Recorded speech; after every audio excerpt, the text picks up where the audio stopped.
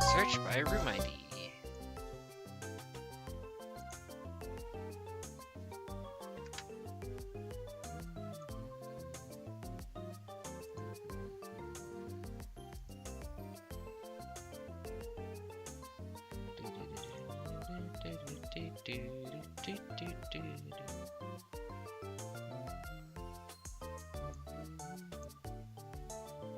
Bum, bum, bum.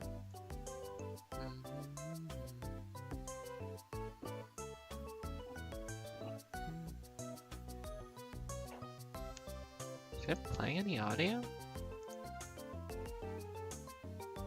Are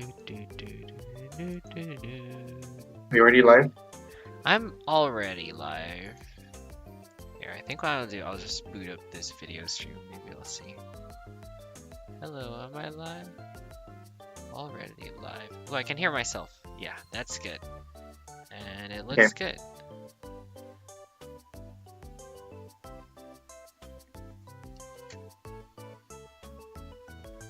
Okay. Alright, I'll go ahead and refresh that. Oi, at party people. The next tourney game is that now.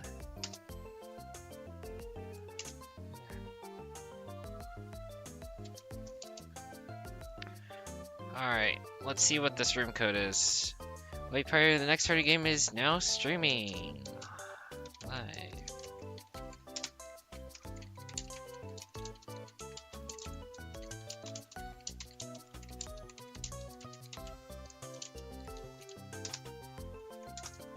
There we go. Link is in Plaza. Let's see. I'm ready. Unless that's a new room code right there. 020. But you can hear me just fine, right, MK? Yeah.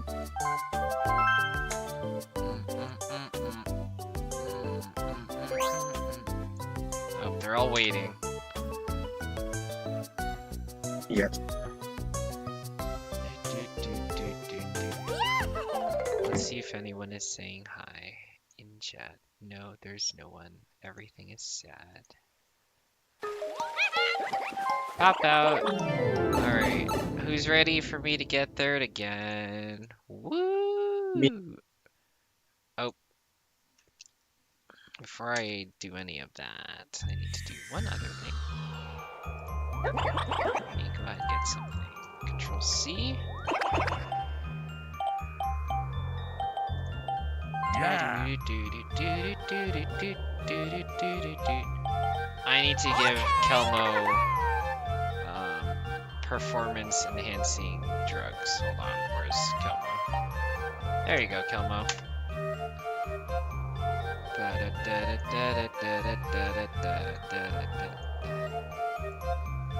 Should we move to auditorium? Yeah, we probably should. Let me jump in there.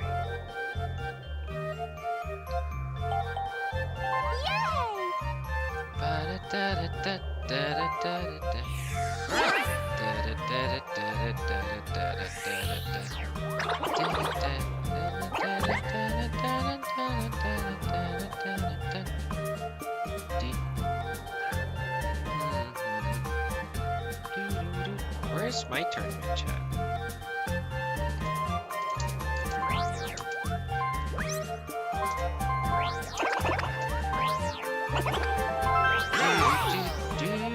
Good luck, have fun, you guys. Just kidding, I hate you all. I hope you all lose, because I'm the best. Best at getting hurt.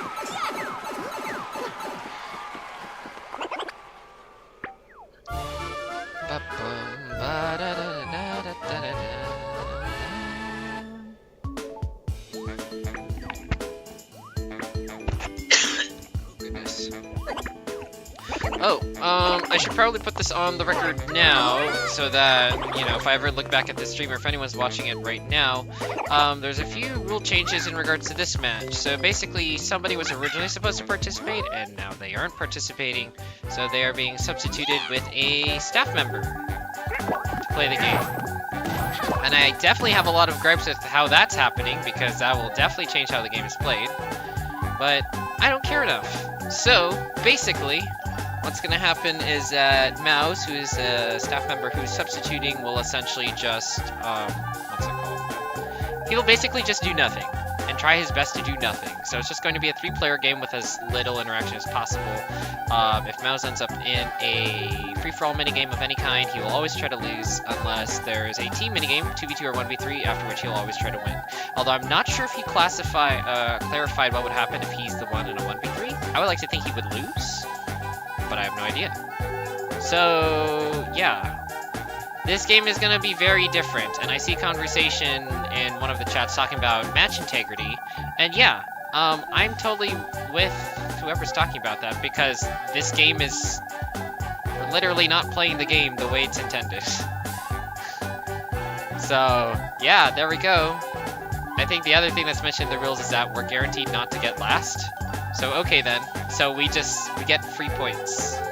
Free points because somebody decided to rage quit. So, yeah. But anyways, we're here now, and I don't really care. I'm not winning this tournament anyways, so, yep. That's fine.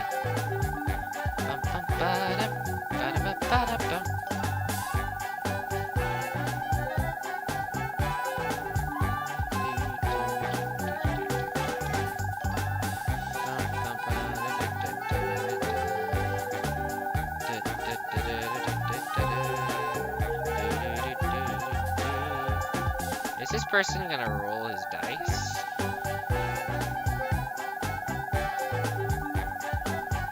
No, okay, I guess we're just waiting.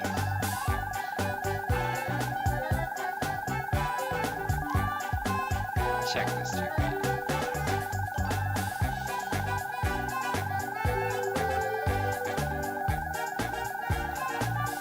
While we wait, the Hordland map has been updated. Apparently there was a typo somewhere in here that said this was like 55 I mean. But yeah, that's not happening. Oh, I'm going last.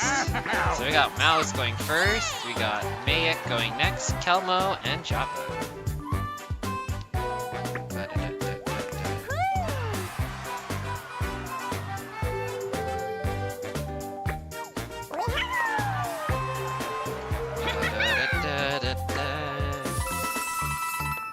Start off with a good old 10 coins, and let's see where we're headed.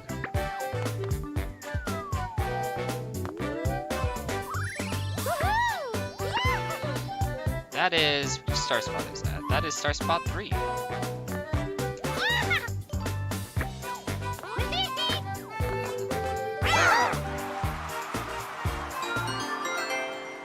CPUs make so many dumb decisions while having staff sub ensures that there's much meddling with the actual players.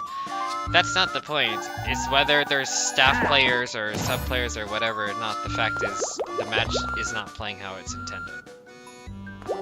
Which is the problem. What? No! Oh, right. Oh, right, that's Mouse. Yeah, this game is already playing differently, so Mouse is just going to stay in this bottom right loop unless he for some reason gets teleported out. Java, Yeah? I can barely hear you. Stream. You can barely hear me. Is this better? Yeah. Is this better on stream? Otherwise, I'll go ahead and turn up my volume. Because my volume is muted, which I hope it's not. Here we go!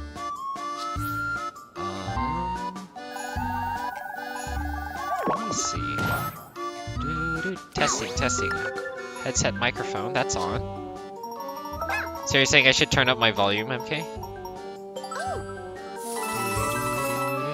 10 coins. 10 coins to Kelmo. Let me go ahead and turn up my mic audio. Let's say maybe to like... Let's turn it up to like... 9 decibels. Hopefully that's okay. Let me know if I'm being too loud.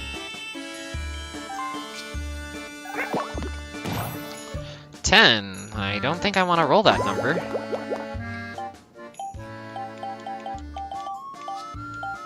Well, I mean, I'll go for the item space, why not?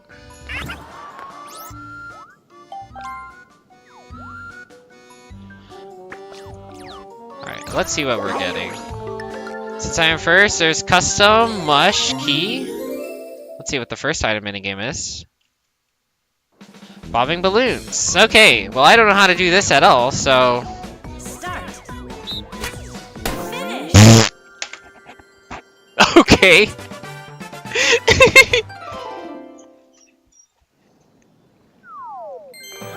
Okay, then I did not mean to get a custom dice lock. I mean, I'll take the custom dice lock, but holy moly. Okay, sounds better. Sounds better? Does it sound like I'm too loud or like what? No.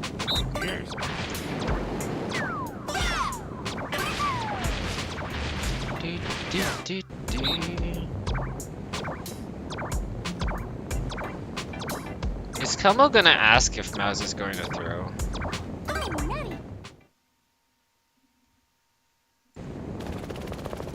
Start. So he is gonna try and win.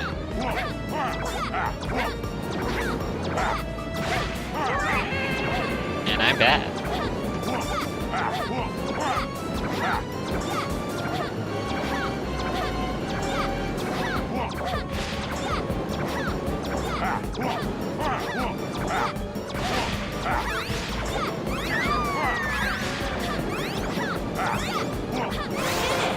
Cool. Oh, 10, 10, 10. Winners.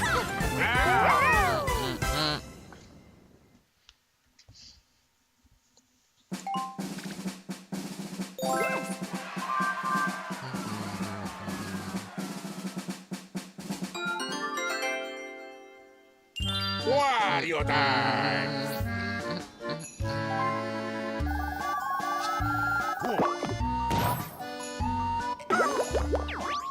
Ha!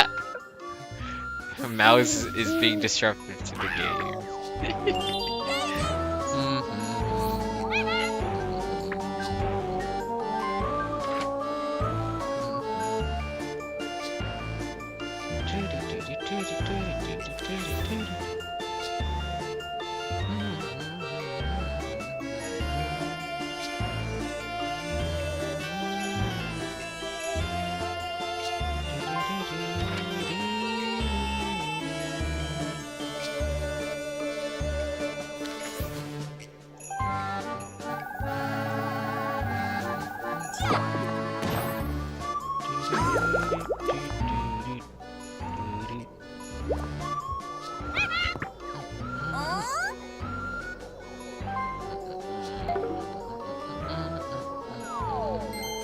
Double mushroom.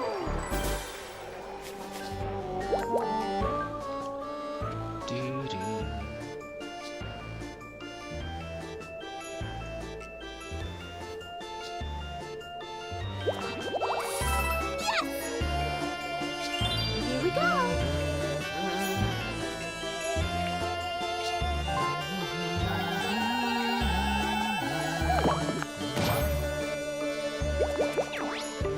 Lucky. Did she get 2 luckies in a row?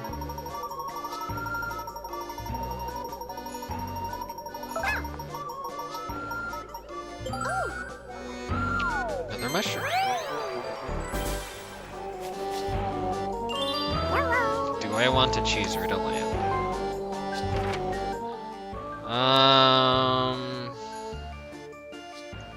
Well, I don't want to land on the event space because I want her to get stuck at the bank.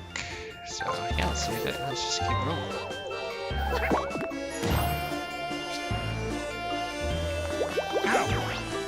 Lucky in second, so that's just a normal lucky table. Good chance for items or 7 to 10 coins. Don't really want that one, but okay.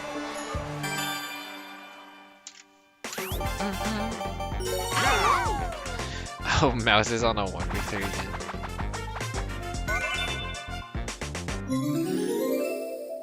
Okay.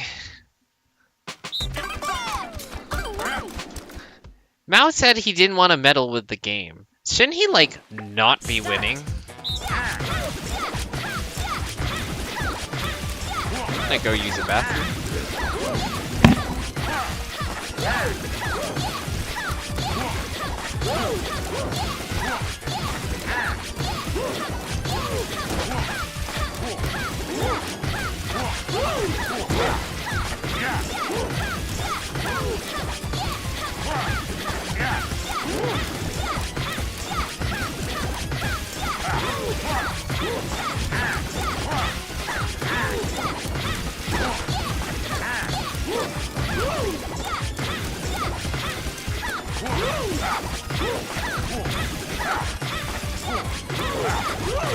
Finish.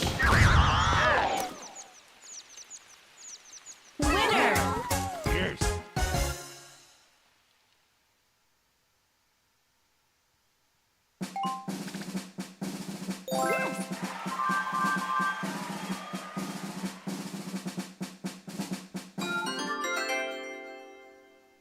Wario time. Yeah.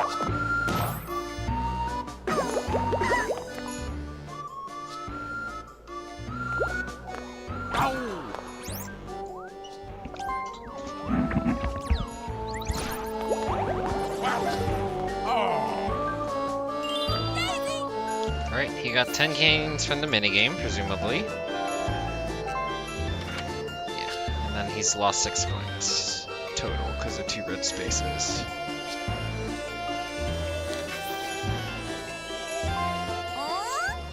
He's gonna use it right now? Interesting.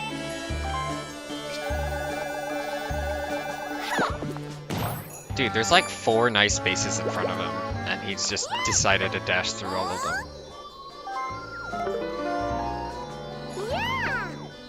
I mean, for all intensive purposes, that could be a good sign. You got a He star. also rolled a 15.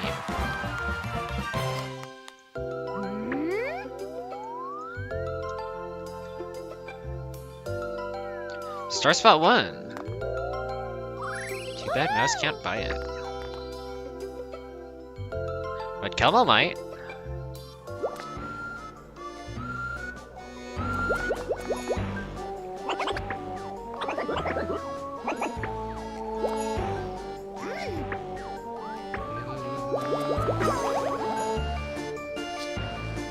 Here we go. Oh my gosh, I thought the game crashed.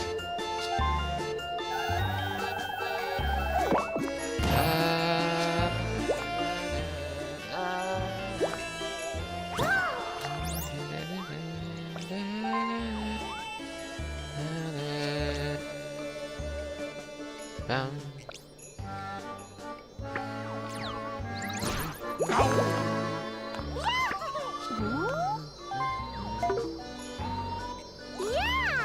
Alright, Kemo buys the next star. The commentary is totally invigorating.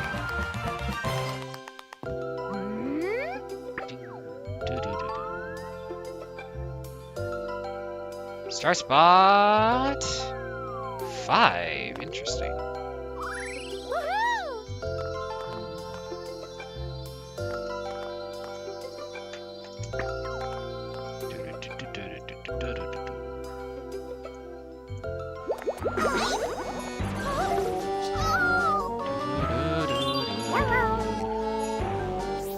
Do I want to land on a particular space in front of me? No, I do not.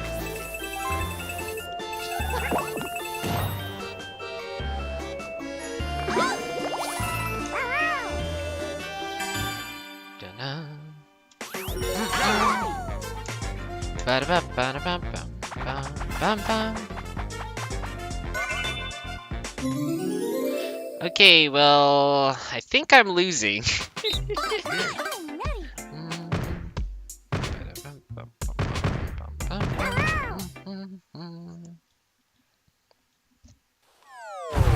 Start.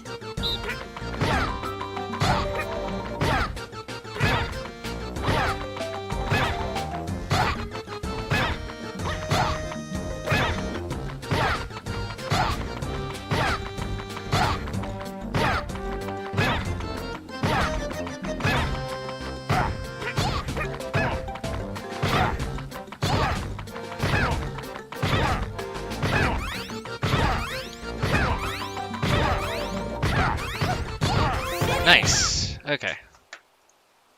Winner. Oh, 10. Da, da.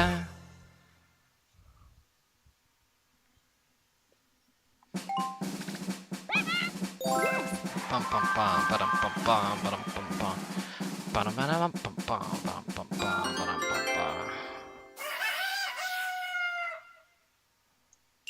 Wario time! Ba-da-da-da-da. Ba-da-da-da-da-do. Lucky. Oh! 10 points. Yes.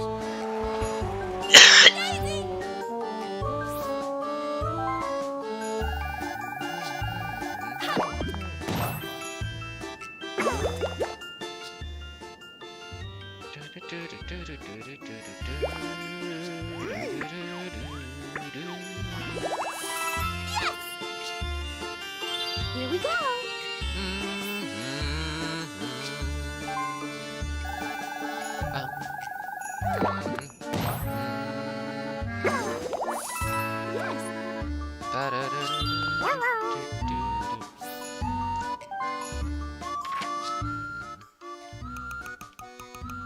Nope, there's nothing.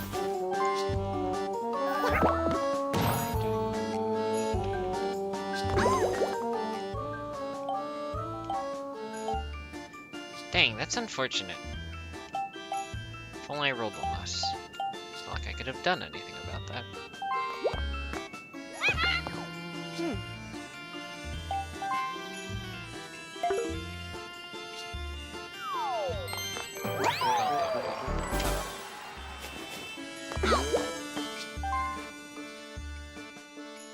Kelmo lands on a blue space, so she also gets 3 coins.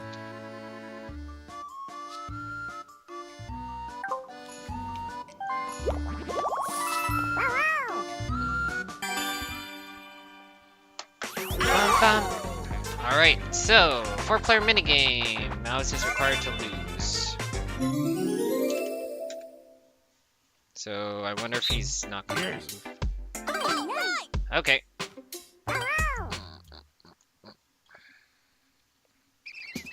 Start.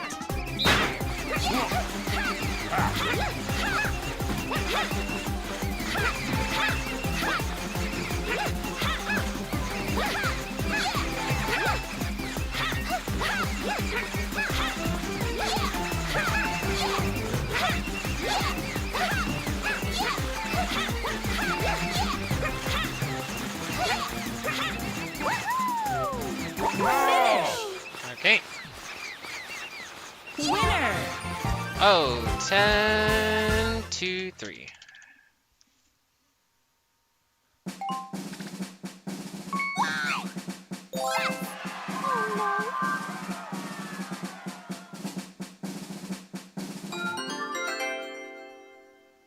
Wario time!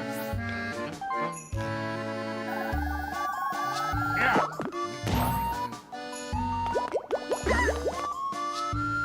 Bum, ba-dum, ba-dum. Ow!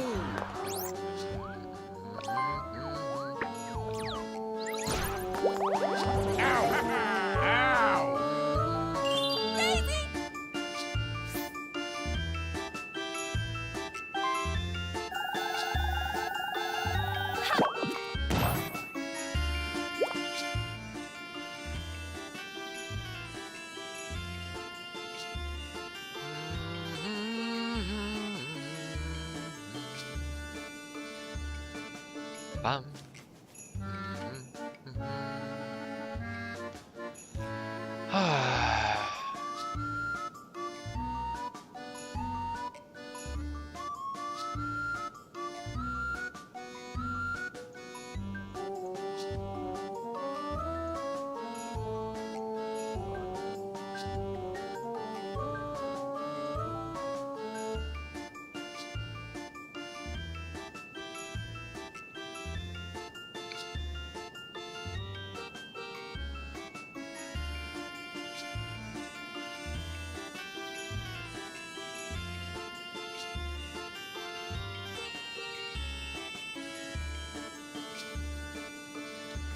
What is he deciding between against?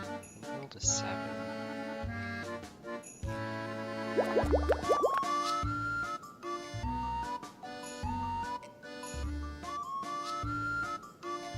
I would go right. Why?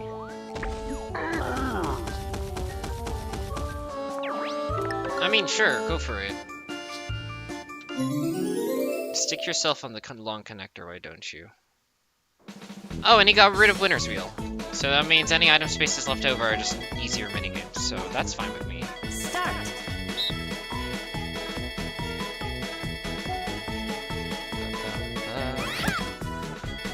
Finish. Too bad. Yeah. I need to practice Winner's Wheel. Here we go.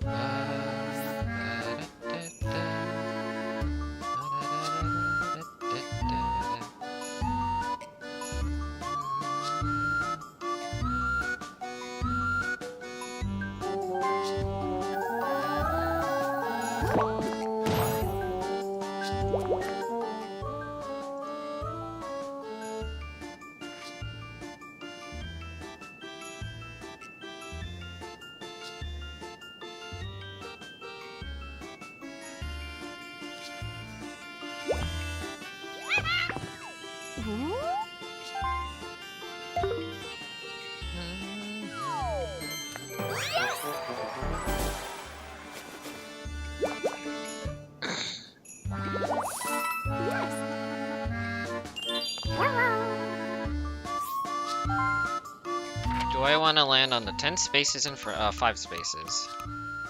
Yep, 2 luckies. I would totally do it.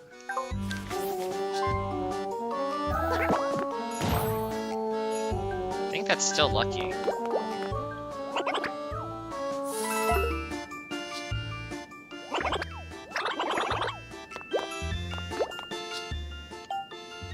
Unless, of course, I want to do bank shenanigans. Or, not bank, boo shenanigans. I'm in 3rd, so I get 3rd place lucky. 12 coins. Take it. DMG.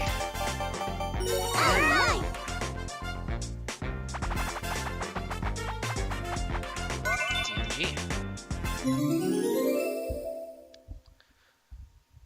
Well, I think I want Kelmo. I think I want Mouse to win, maybe.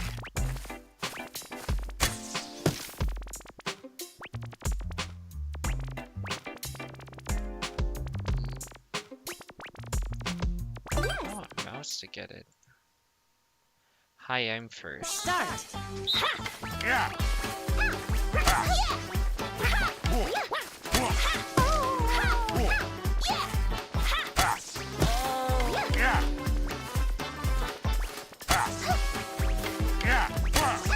Finish. That's fine with me. Funny, oh, oh, oh. That way none of them can afford to start.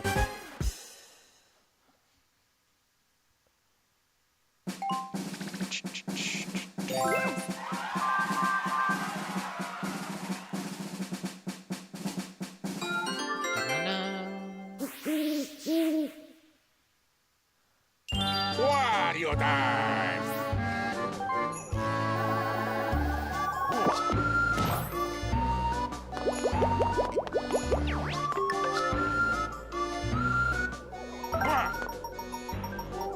No! Yeah!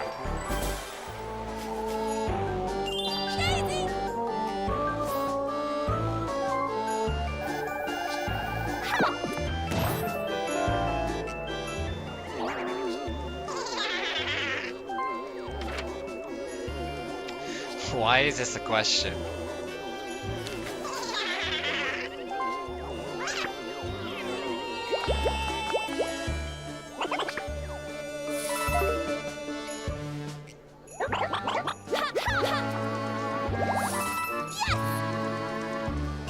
Here we go.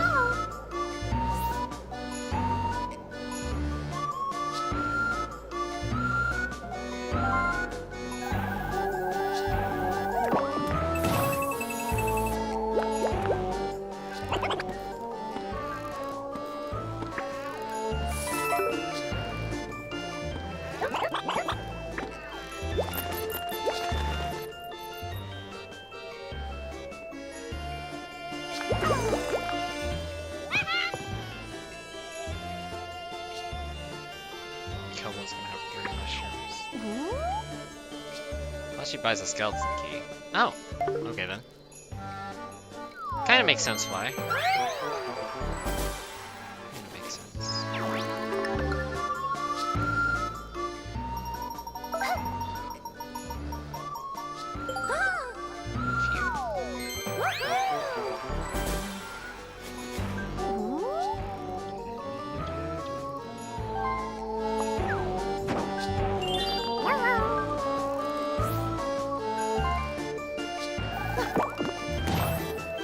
Okay.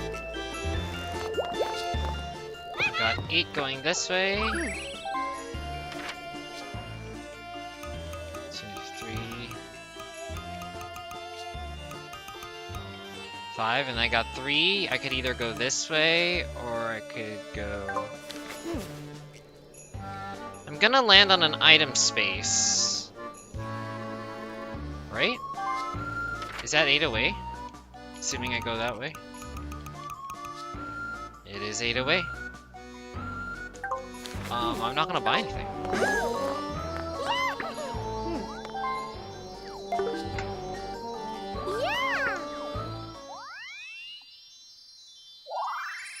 You got stuff. I'm not in last place anymore. Well, hot dang. We're doing it again. We're not paying attention and forgetting what to do with positional manipulation. Oh my gosh. I did not mean a spam sticker. That is star spot 2.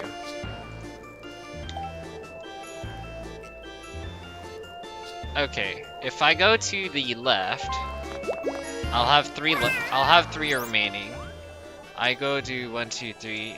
Yeah, we're not working. I might as well get the item since I'm already doing it.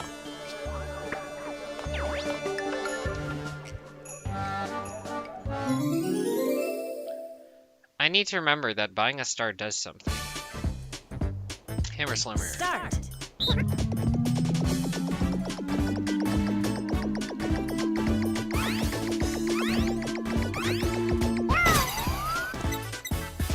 Finish. Got it. Bum, ba, da, da.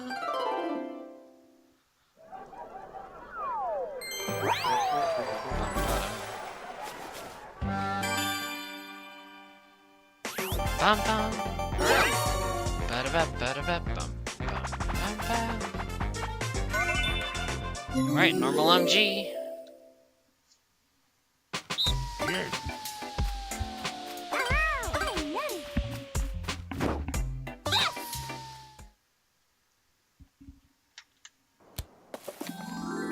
Start.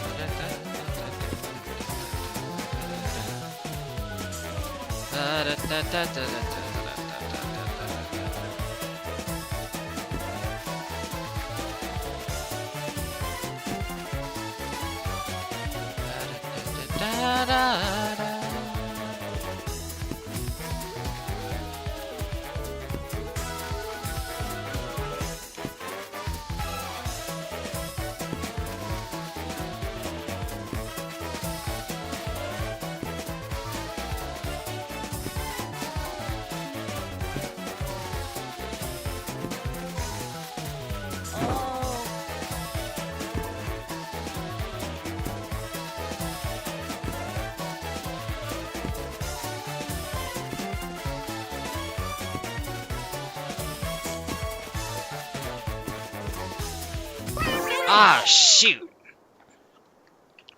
210. Winner. Man, that's unfortunate. My eyeballs could see it and I wasn't paying attention. Oh well.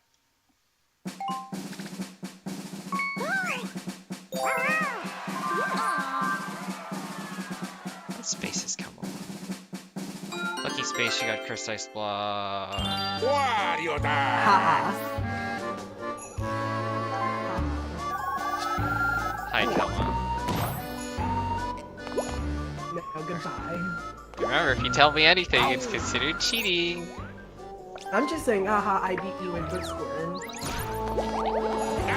Kelma is, what's it called? Kelmo is affecting my performance. I'm gonna open a ticket.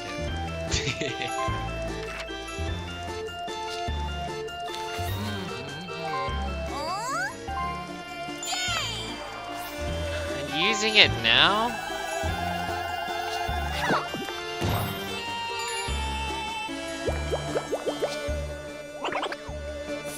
Bum.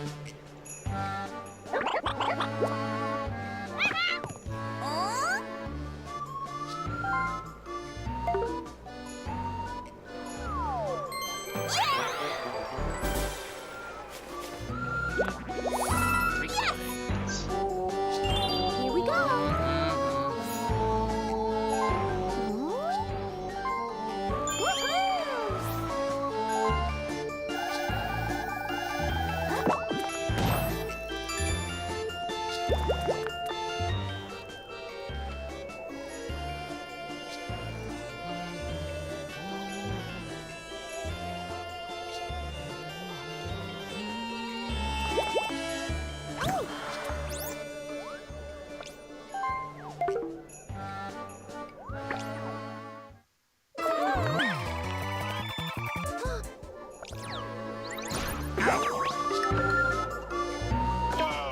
Space in second place, so nothing special yet. Swinging with the sharks or roll out with the barrels. Swinging with sharks. Start. Finish. It's a little gimped. Got it.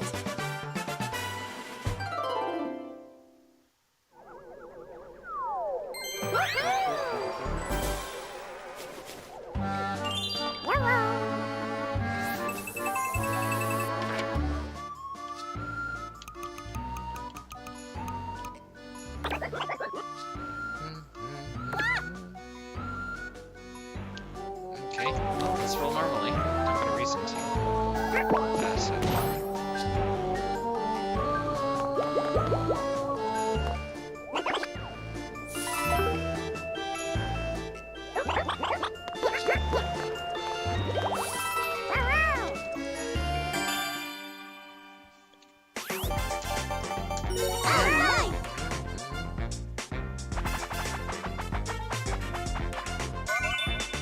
Oh, it's a CMG. Catapult.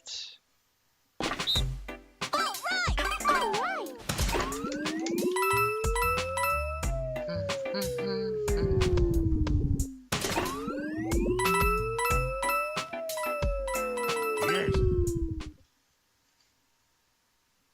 Yeah. Start.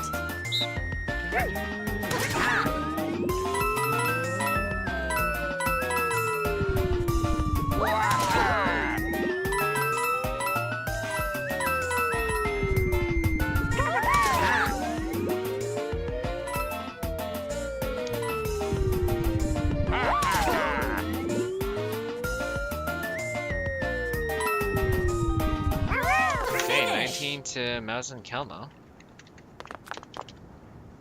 Bum.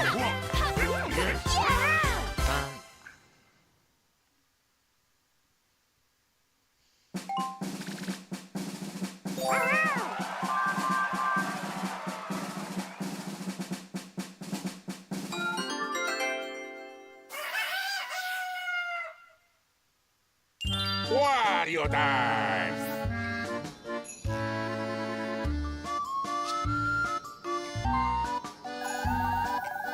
Yeah.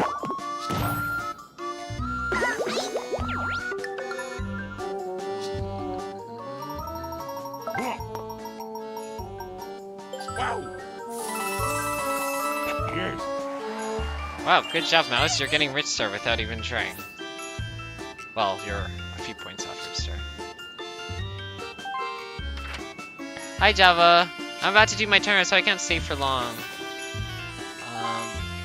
Good choice. I hope you win that. Thanks, Trev.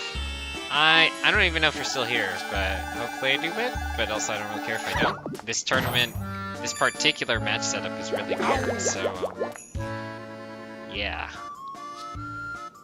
And also, hello, David Lawrence. I have not seen you before. Good luck, Java. Thank you, Gwendolyn Brown. Oh, Gwen, you played my one other round, and you made me get there. No, that's fine. I need to practice my mini games. 3 coins. Here we go.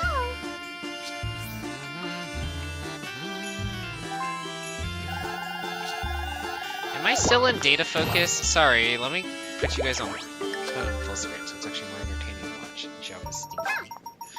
Bro, I'm not stinky because I don't practice my mini games, so I'm not getting sweaty. Can't get stinky if you don't exercise.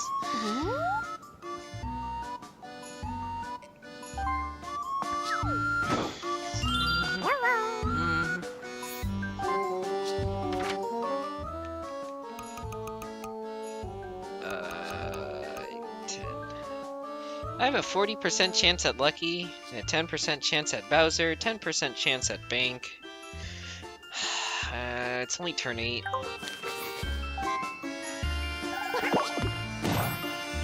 think that's bad. No, that's not bad.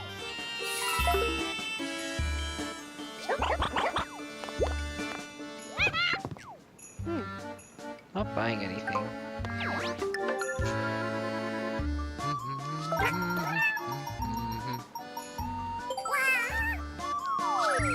First dice block. No thanks. What did I say? I said you can't be stinky if you don't exercise.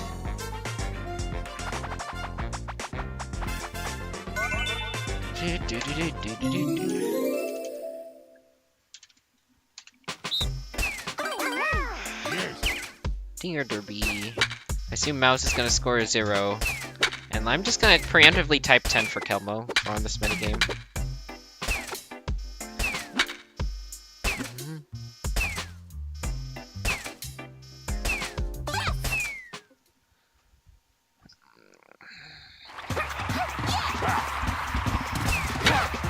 Start.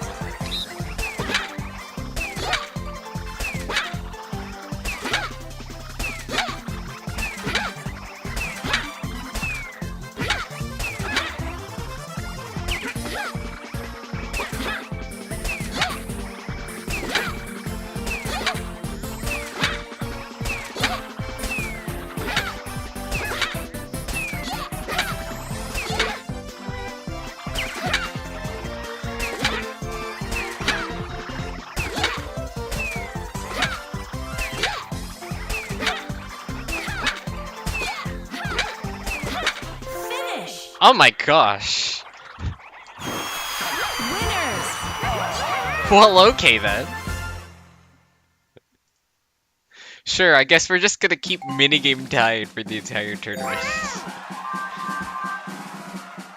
Where even is the star right now? Oh, it's just right there. Wario time. Is Mayak gonna get it next? Mayak is likely to get it next, but not entirely? Yes. Yeah, Mayak has a 40% chance of getting it.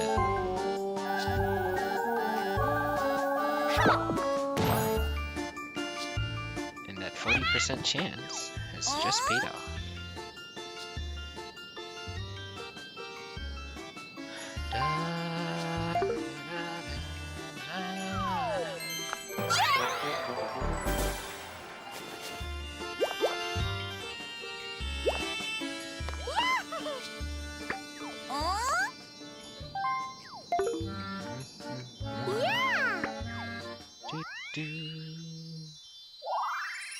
You You got gotta a stop. Bada bada bada bada. Star spot 7? Oh, yep. Star spot 7 it is. Star spot 7. So we've been to 3, we've been to 1, we've been to 5 and 2. And now we're at 7. What's remaining? 7, 8, 4, 6? 7, 8, 4, 6. Where's 6? 7. They're all at the top connector, so honestly, I probably want to loop back.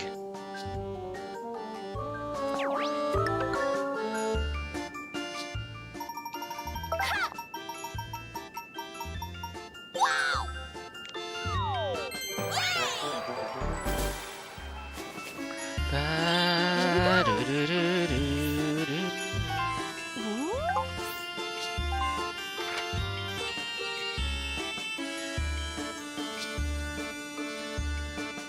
Bum. What space am I? I think I just passed this shop right now. So it's 10 until the next junction. So 9. If I custom dice block, I'm not gonna really get anything super beneficial.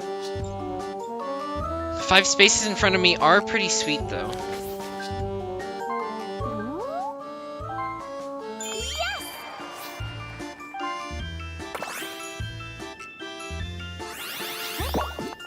Yeah, 10, interesting.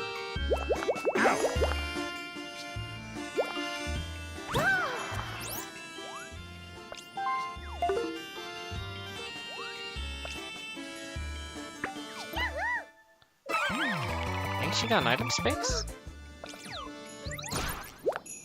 Man, what a lucky break. And she's in 3rd. You know what that means. It's rolling the barrels with a 50% chance of bonus items. Or 6 bonus items. Please be warp block and not something dumb. She got a custom dice block. Let's go. Oh wait, hold up. That's wrong.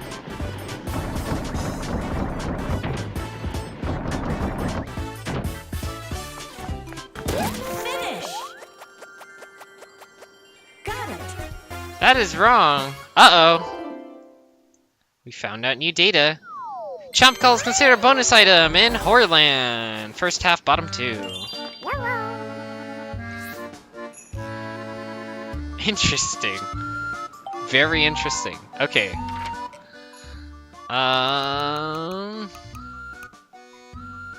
So after she buys that star from Star Spot 7. Yeah, let's check. After she buys that star, it's either going to go to 6, 8, or 4.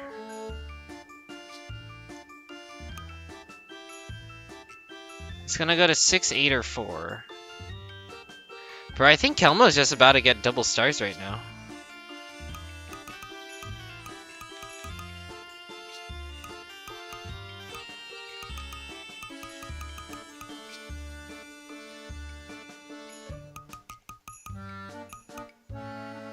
I have 50% chance at lucky?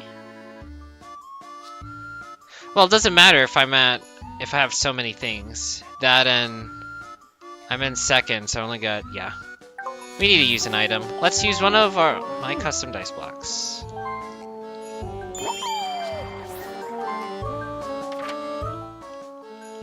I guess we can land on event, so let's do it. Kelmo does have key though.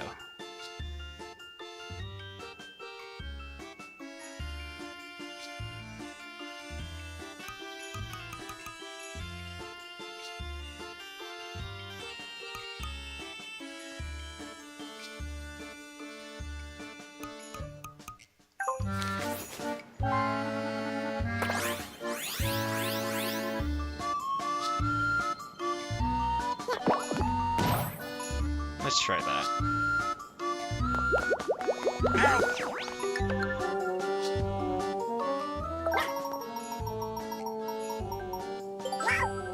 7 coins. Not really what I wanted. I guess that's some dice block out of my pocket. Rockin' Raceway.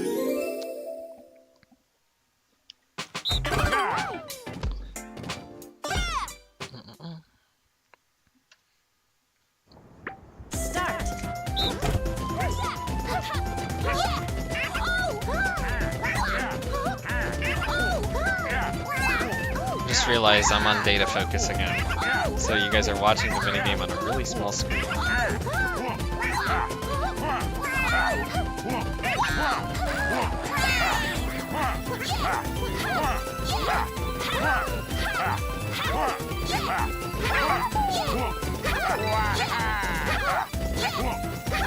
I highly doubt I'm gonna catch up to any capacity.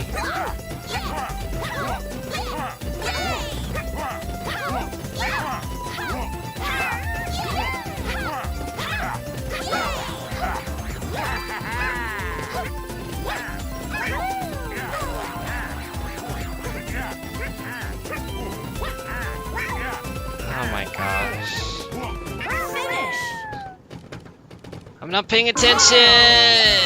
10, 3, 2.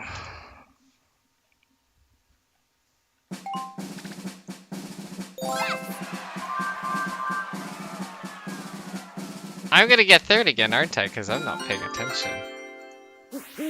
Ah. Wario time! My hand wasn't on the controller when the minigame started, for those who want context.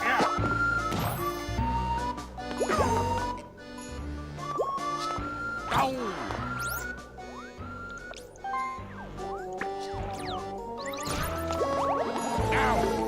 No! I keep wondering why the person playing Wario keeps looping around here, then I realize that's Mouse. And his job is to just circle there the entire time.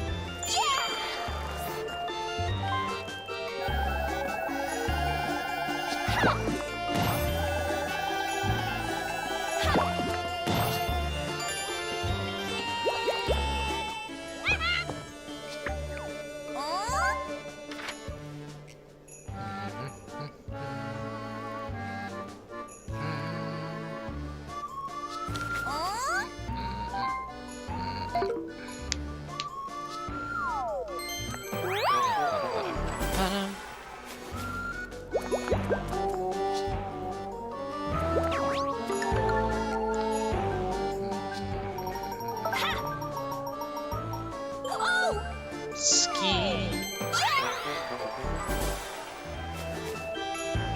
Here we go.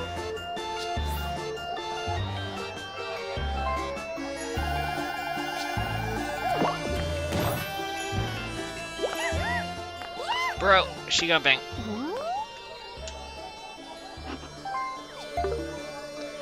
Man, I knew I should have custom bound to it earlier.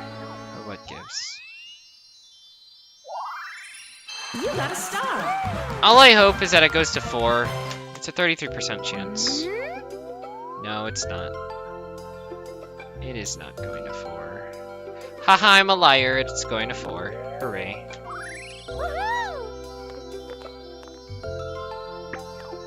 So all we need to do now is stall the game out long enough. Because the next star spot has to be 6 and 8. In 6 or 6 and 8, either order it pops up in. I don't need either of these two getting it.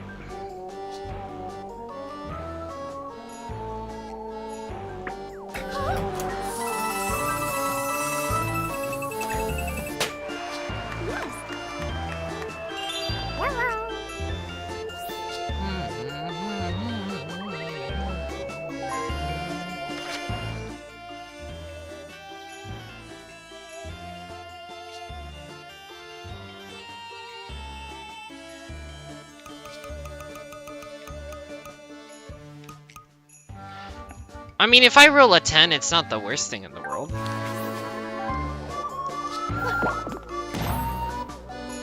I prefer it if I rolled something else besides that.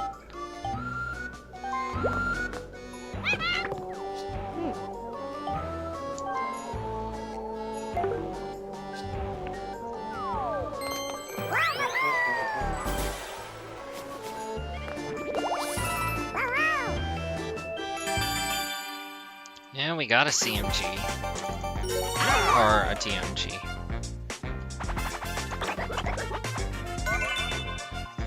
Coconut conch!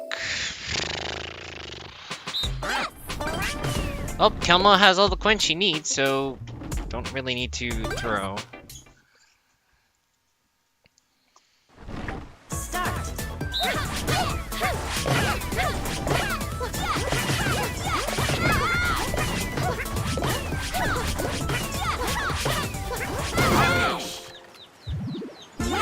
Alright, cool. Oh, 20.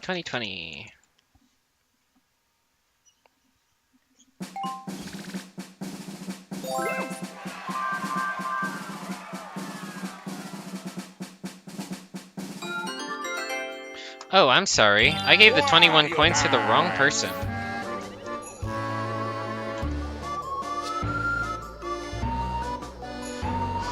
Almost did a rich star miscalculation. Yes.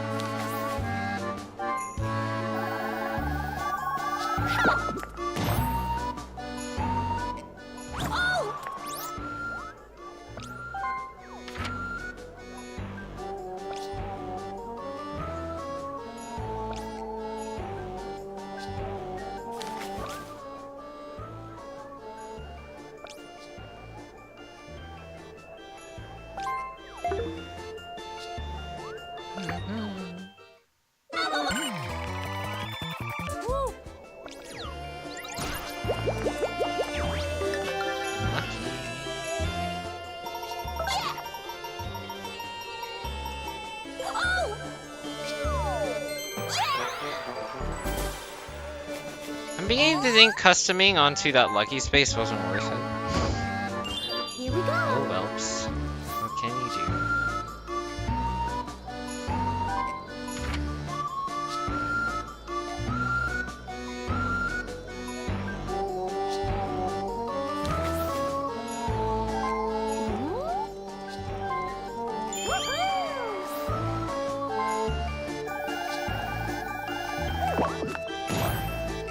Not enough? I think that's an event. No, that's just a blue space. Or she can land on a red space. Yeah. Blue space or red space.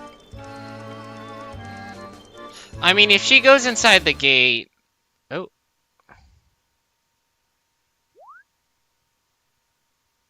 Well then.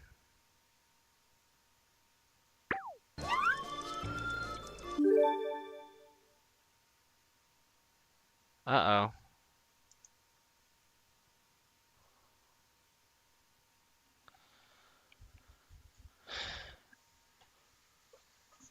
Okay.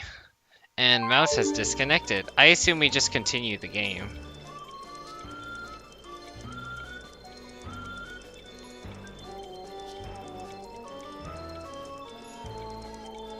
Did I DC? Yes, Mouse, you did DC. Yes, you did.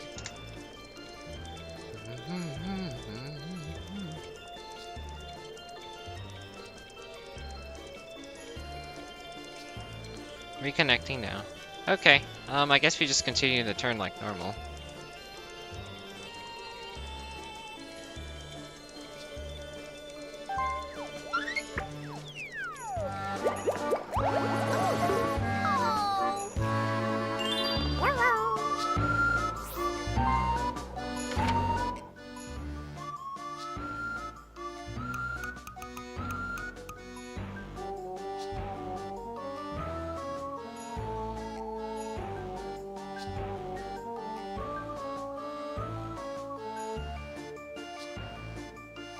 Custom of 7.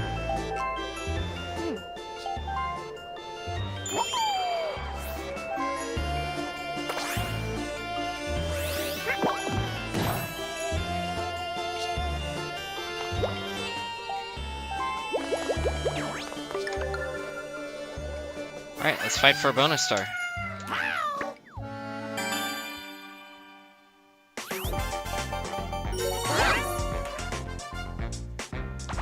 I think I realized the error of me doing that actually is.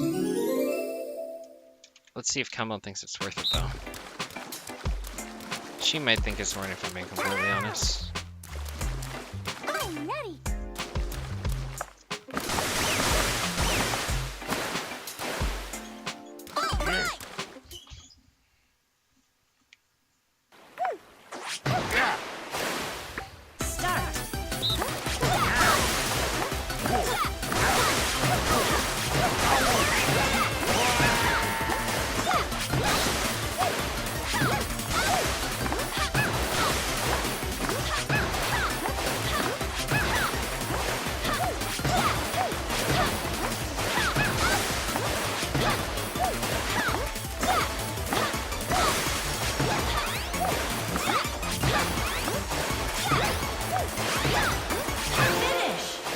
Alright, cool. Winners!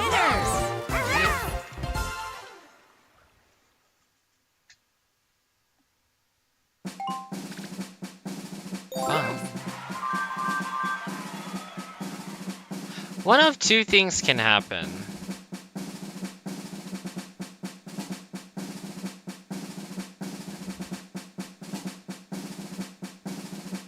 Well, first off, Mouse is going to attempt to reconnect. The second thing is either Kalma's going to land on that event space to fight event from me and also try to steal it from me. Or, what's it called? Or she lets me get the star. I feel like she's not gonna let me get the star, just because she'll be out of the range of the nice 6 to 8 spots. She's probably gonna custom, and she can buy a custom right now, so she's gonna make me go the long way. So It'll just have to depend, though.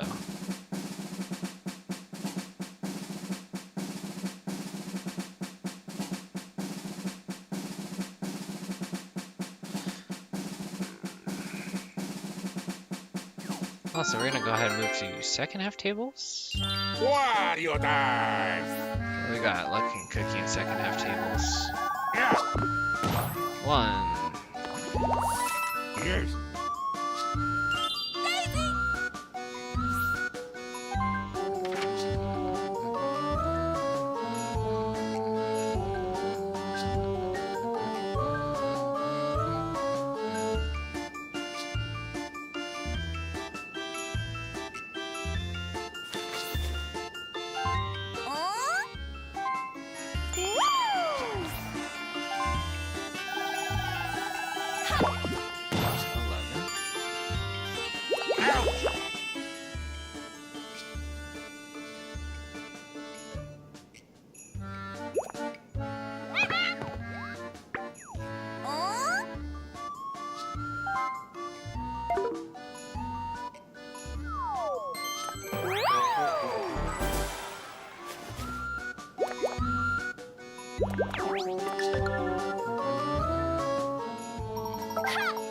Oh, Lucky tables back in second half. Chomp call. Honestly,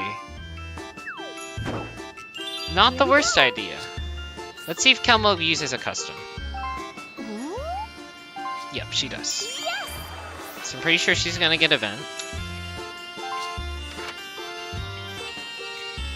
And then she's gonna land the one so that I don't get it.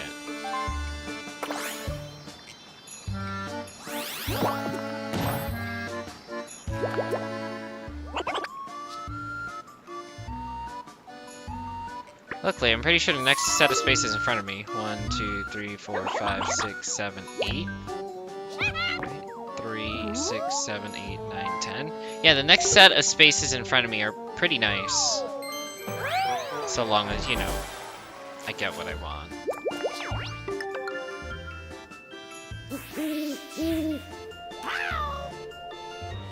Man, both of my customs were not used at good times. Well, I do want to land on the 5 spaces in front of me, so I roll a 10 instead, so thanks!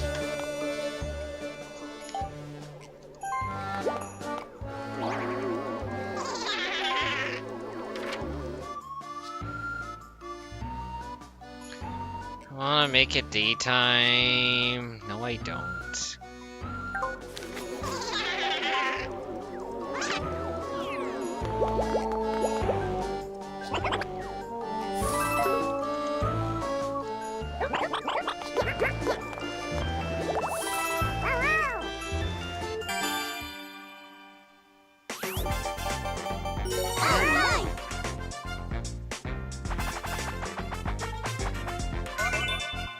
Okay, CMG.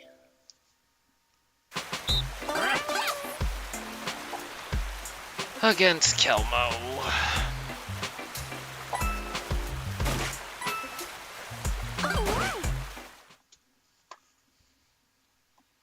Where am I? I'm on the outside.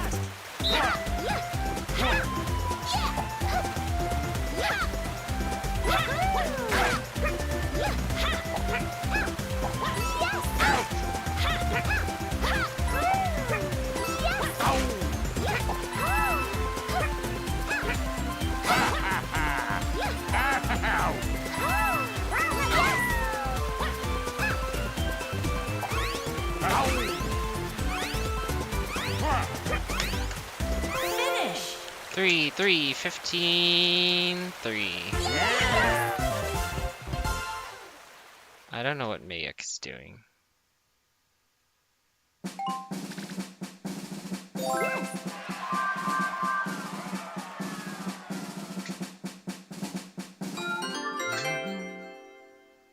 Wario time!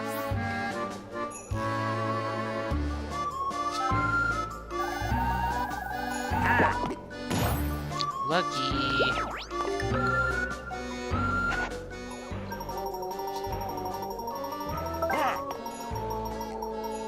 Ow! Alright, let's see what he gets. Yeah. Ow. I wonder how item bag works. Does it just like give you an equal chance of like literally any item?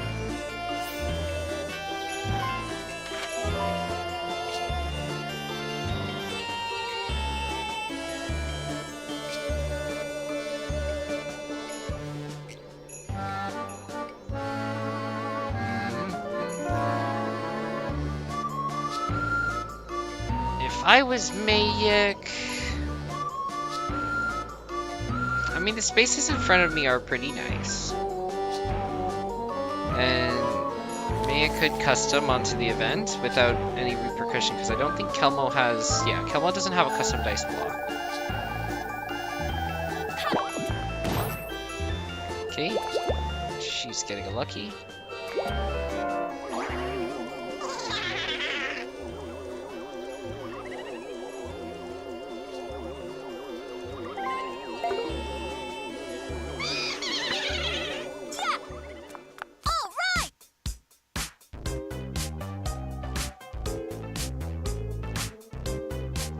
Why?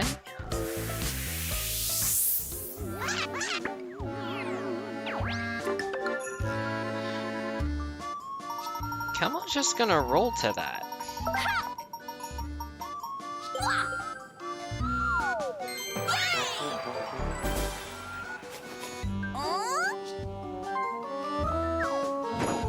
Here we go. Like, there's no way Kelmo doesn't use triple dice, right? No? Okay.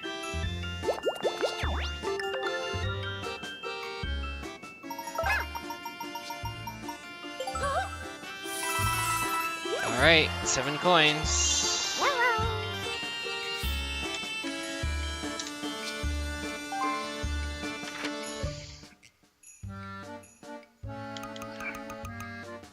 Bowser is 7 away.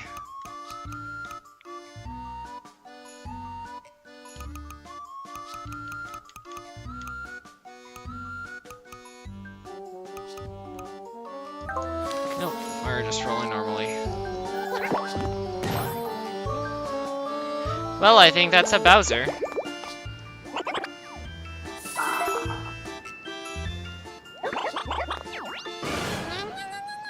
Well, I definitely know what I'm doing next turn.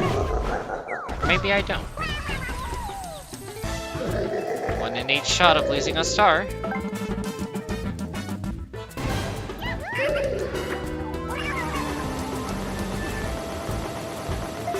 Bro.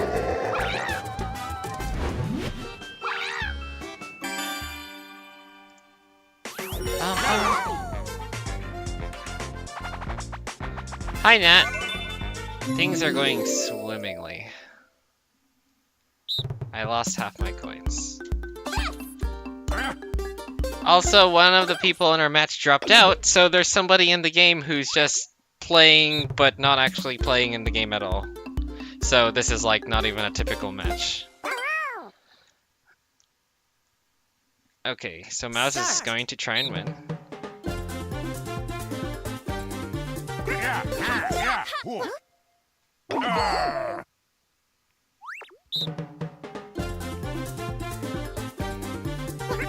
Yeah. Whoa. Yeah.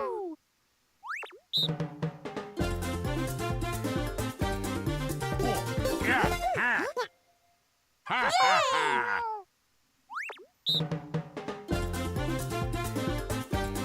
Ha. Whoa. Ha. Ah.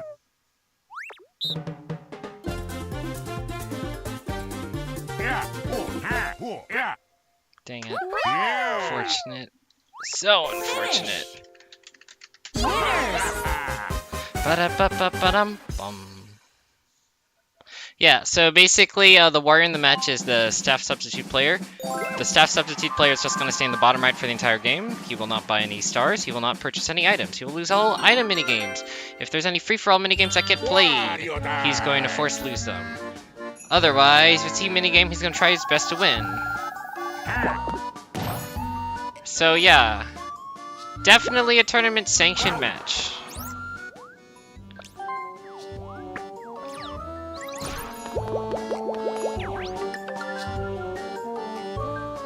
Ha! Wow! Yes. The funny part is he's not doing anything and he's still catching up in Rich. Yeah, I know, right? Because somebody rage quits and doesn't want to continue the tournament, we play a unique game. Why not just play with the CPU? That sounds like a mess. Because according to them, I can read what they said. Hold on, let me update that rich total. 3 plus hidden block. 3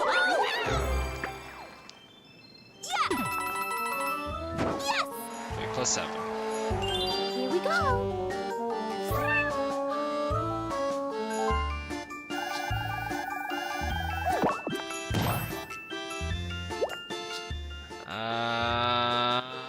CPUs make so many dumb decisions, while having staff sub ensures that there isn't much meddling with actual players. Yeah, makes a lot of sense. Plus, it's kind of fun just sitting here doing nothing, enjoying the game without any anxiety. Well, that person's talking about this being the sub.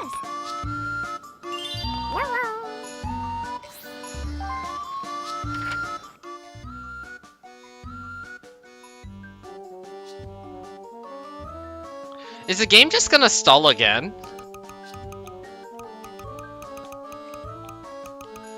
I have a 50% chance at lucky. The game is literally just going to stall again.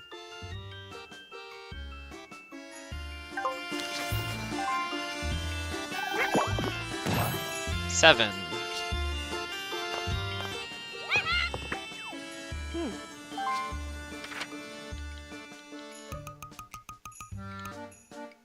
Seven is a blue space. I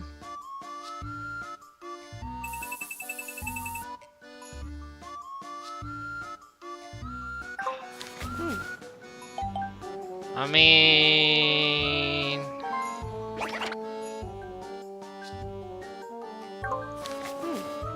Yeah, we're buying a triple dice, why not?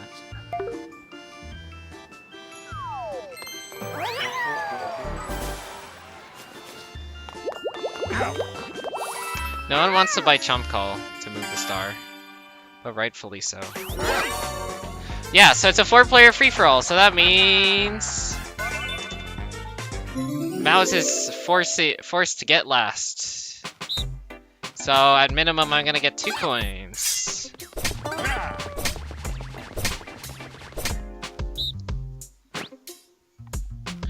Start.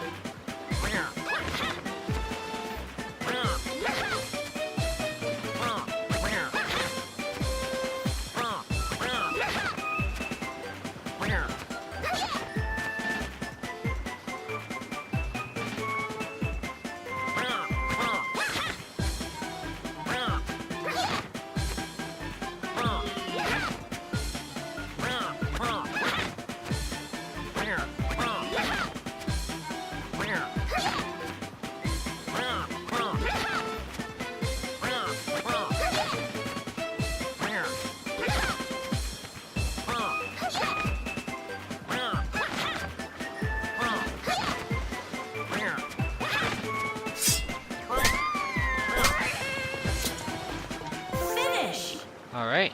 That is a tie for second. Mayak is getting minigame most likely. Kelmo has Rich.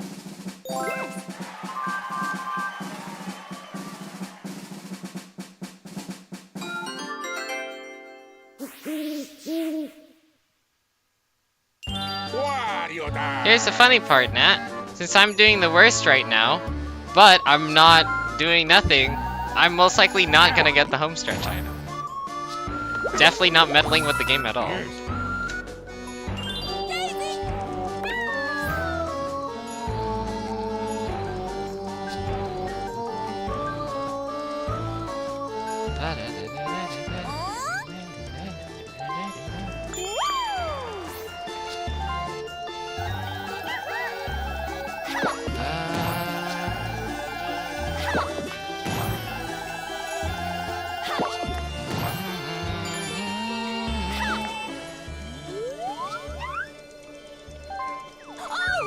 I hope this does what I think it's gonna do.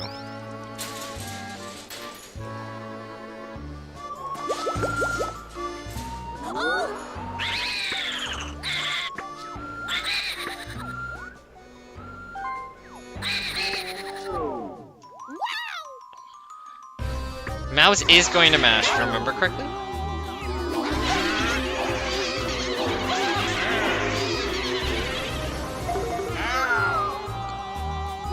$26.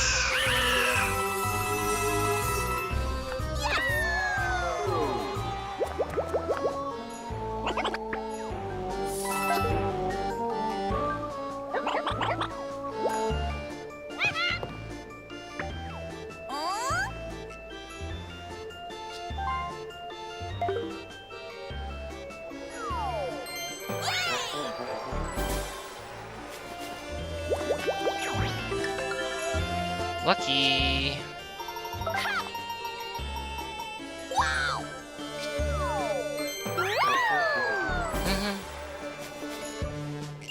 Here we go.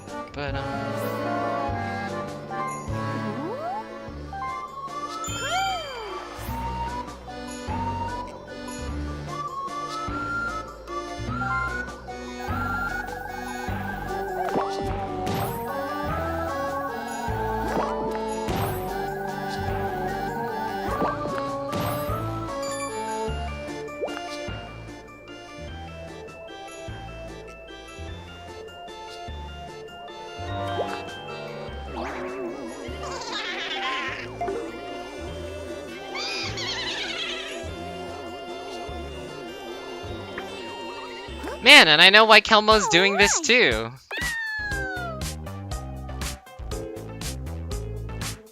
Do I do it?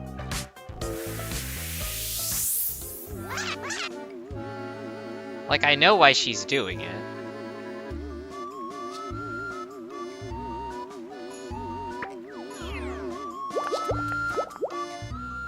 Oh, right.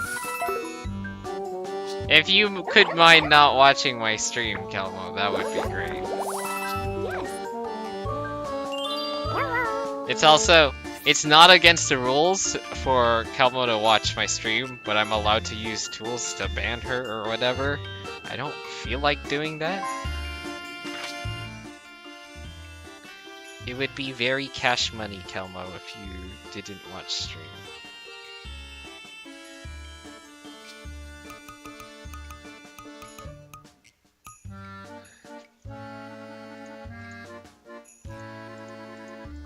Did I give 3 coins to the wrong person again?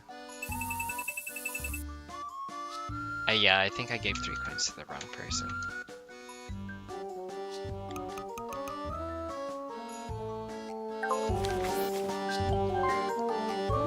Oh, hold on. 5 spaces in front of me. 1, 2, 3, 4, 5.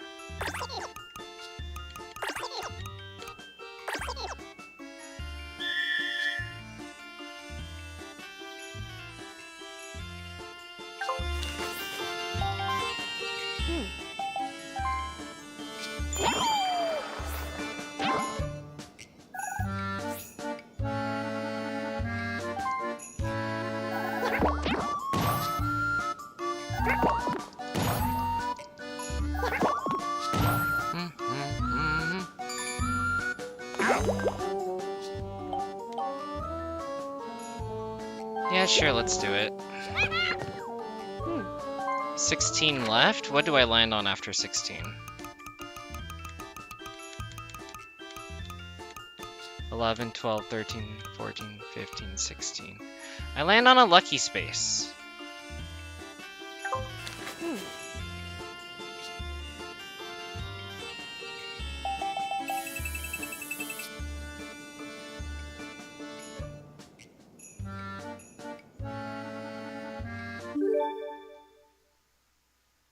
What is happening?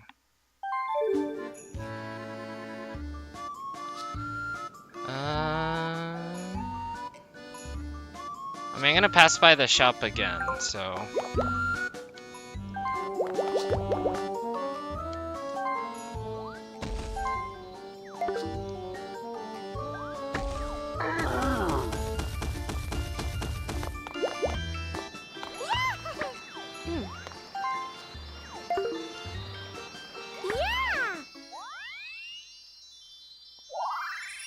You got a star.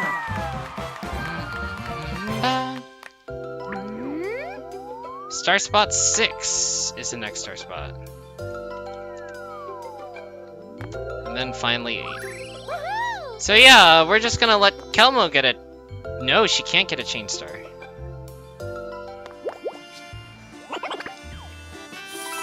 What are my lucky tables looking like?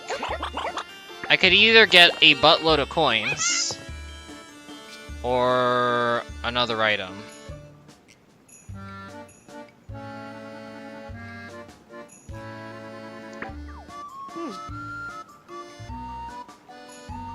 I think I'll hold on to my coins.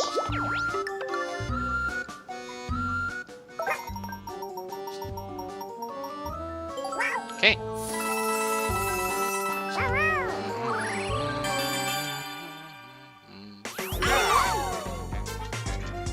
DMG. DMG.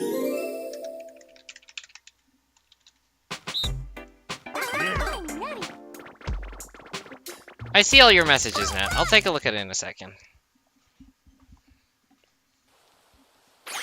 Start.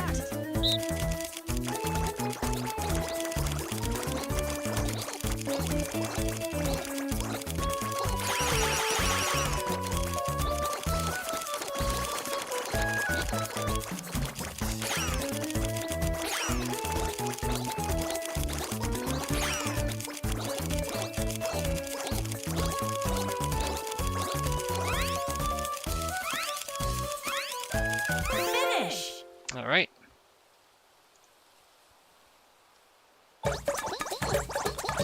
I'm gonna play, but the existing stat player still affects the game a lot. Triple star steal is impossible, and Warp Block now has a 1-3 shot jumping you to the bottom right section at all times. Plus, they can still find stars via hidden blocks, and tries to win team minigames is pretty arbitrary. Which staff member you get is gonna mean a lot because they aren't equally skilled at every minigame. They did mention that caveat, and they said, "Too bad, don't complain about that." At least EPs are consistent at what minigames they can do. Yeah.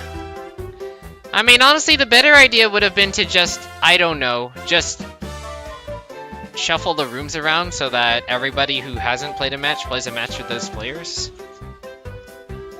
Because, you know, that's kind of the point. But no, we're not doing that. Bum, bum, bum, bum. Since this guy's taking forever to press the A button, I'm gonna go ahead and copy paste the thing to you. Copy image. You can take a look in Plaza. That's the rule that they're following.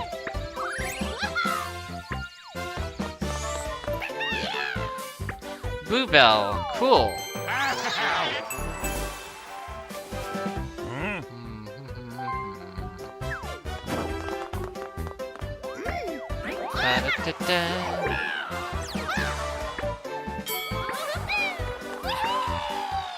Wario time!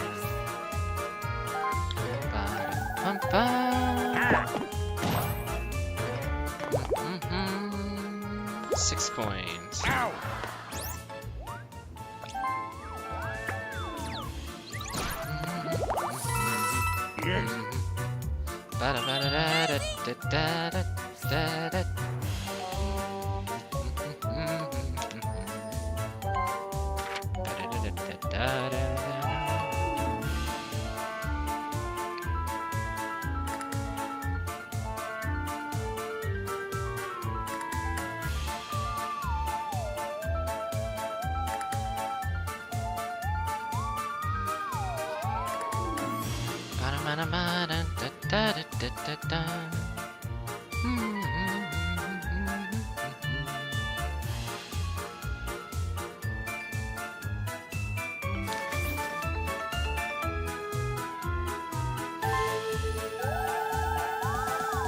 Something funny has to happen in order for me to get third.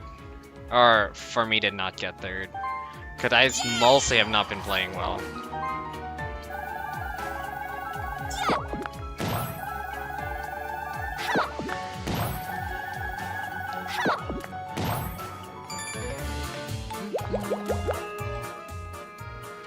Ba-ba-ba-ba.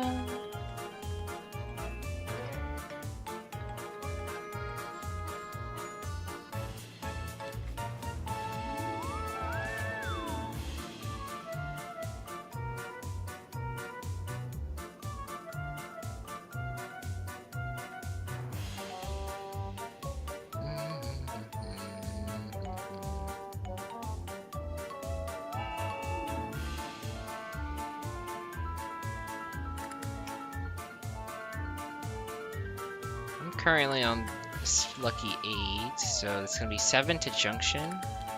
3 is 10, 11, 12, 13, 14, 15.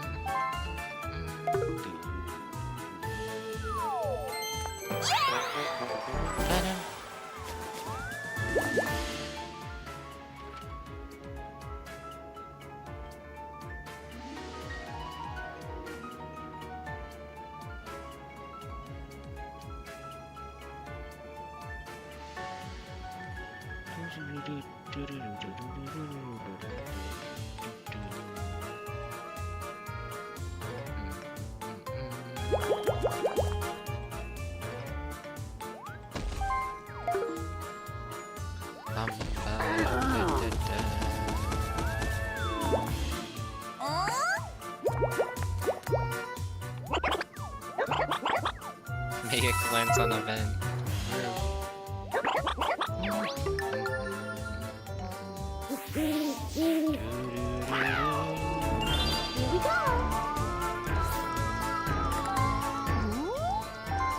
Why is Kelmo doing that?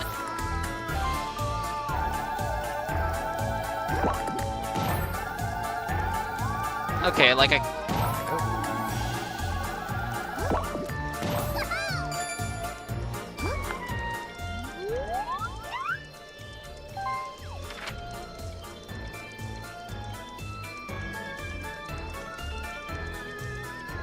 Seven, 1, 2, 3, 4, 5. She'll land unlucky if she goes that way. Otherwise, she goes 13 the other way.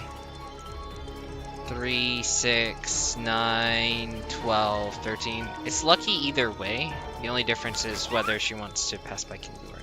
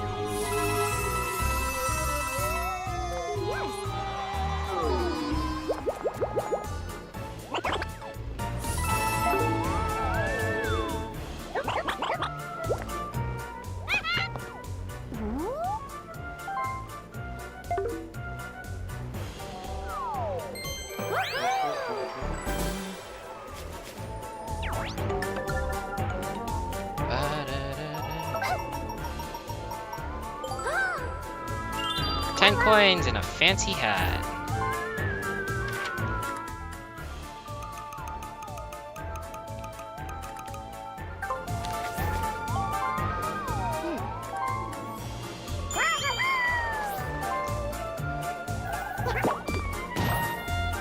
Bro, are you serious?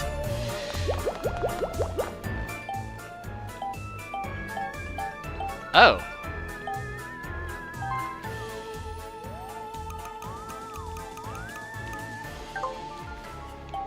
Dude, we're freaking landing on it, bro.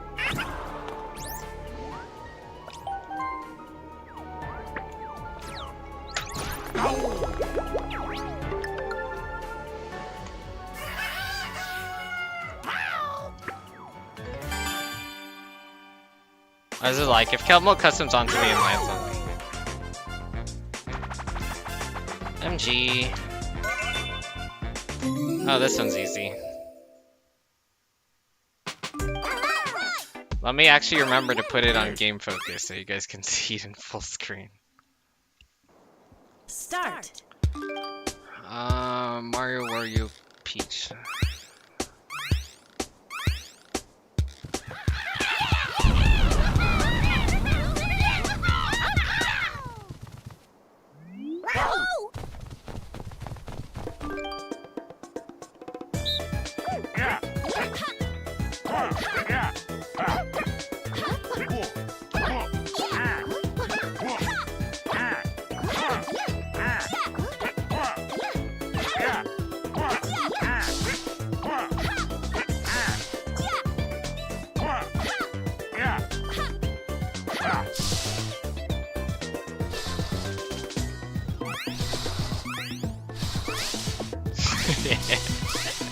Finish.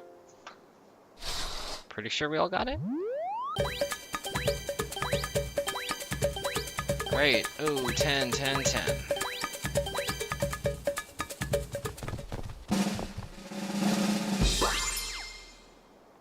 Winners.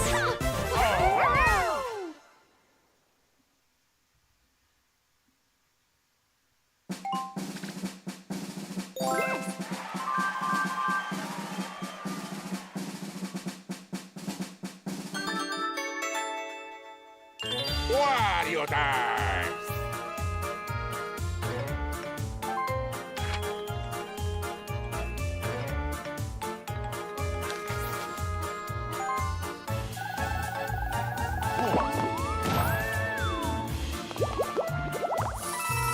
Yes.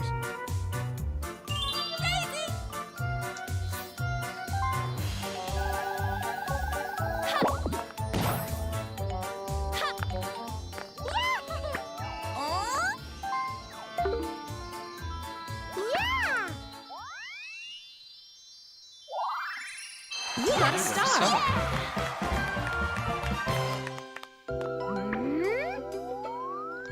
Last star spot is 8, so Meg is literally gonna get another one. Oh! Wait, what? Did it just skip?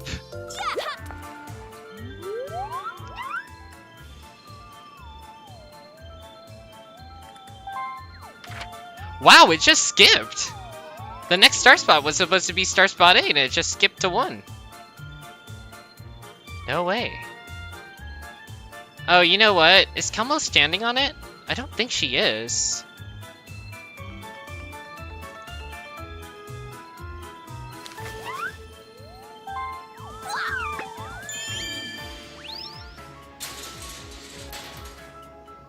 Yeah, no one's on 8.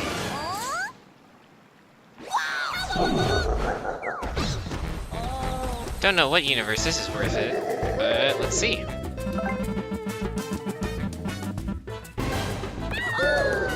I mean, I guess it is a 1 in 8.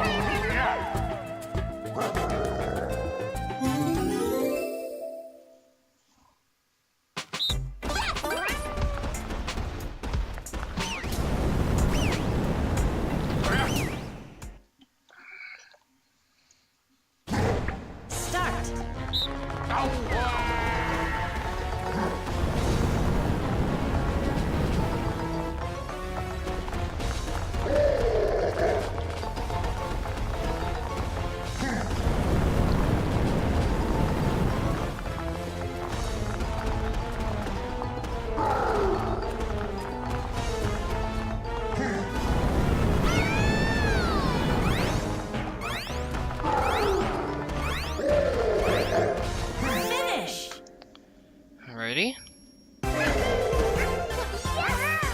to both of them.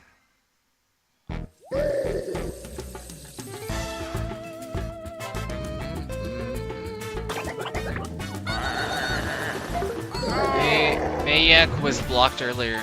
Maybe it was blocked earlier in the game. Potentially. That's probably how it works.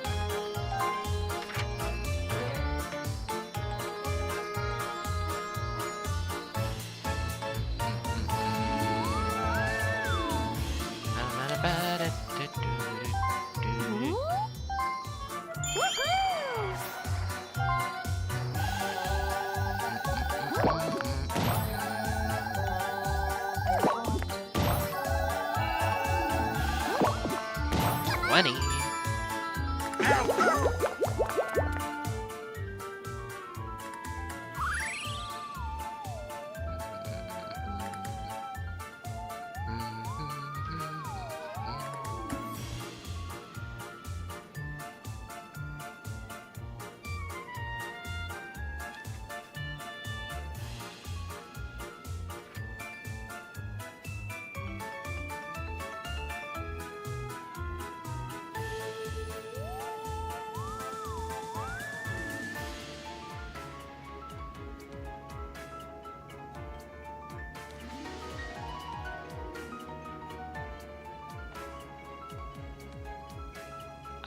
I'm like wondering if I know what she's going for. I think I know what she's going for.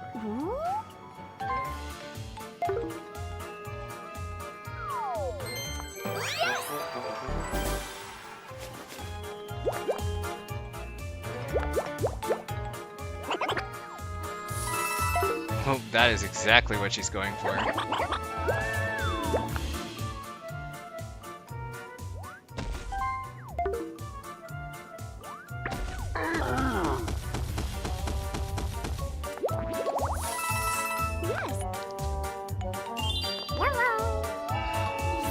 Dude, I want to join the party.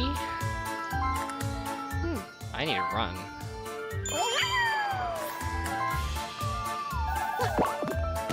Okay, well that's not how this works, but okay then.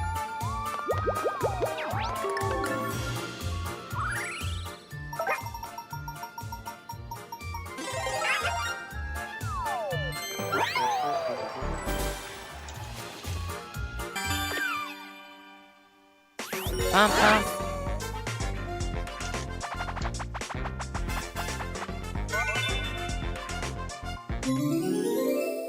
Okay.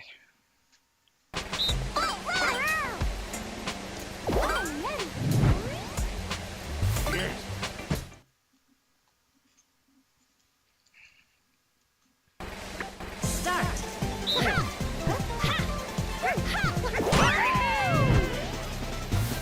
Well, I'm bad at this.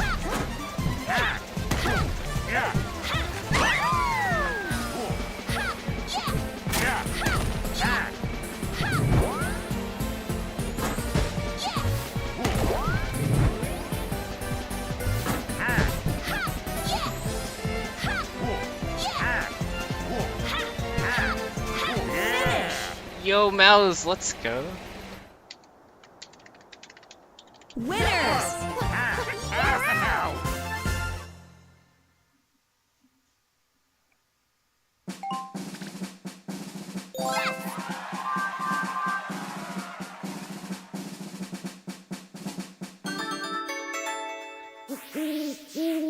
Well, I just kind of pulled a stupid. Wario time!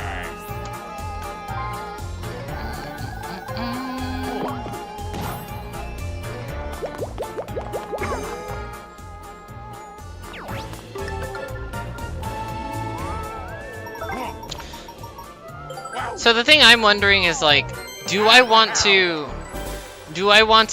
follow in Kelmo's footsteps and go and try and steal, or should I just give up and just go for the star that's right in front of me?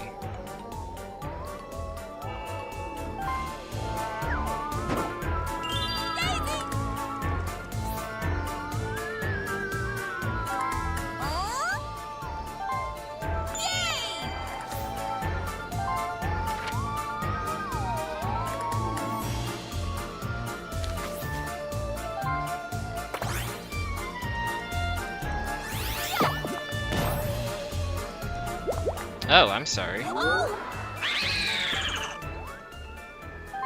He's not going for a rent.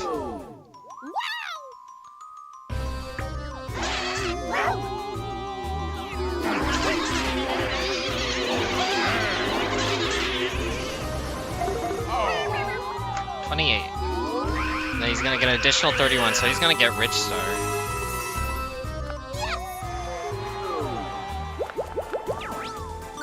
Oh, it's 36.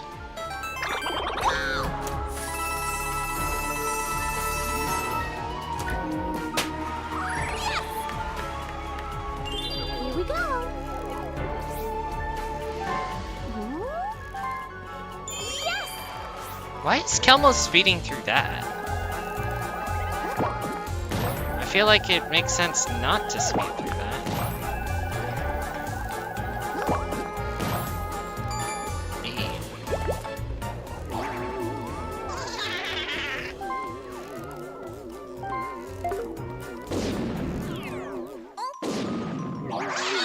Also, Kelmo gets an event space.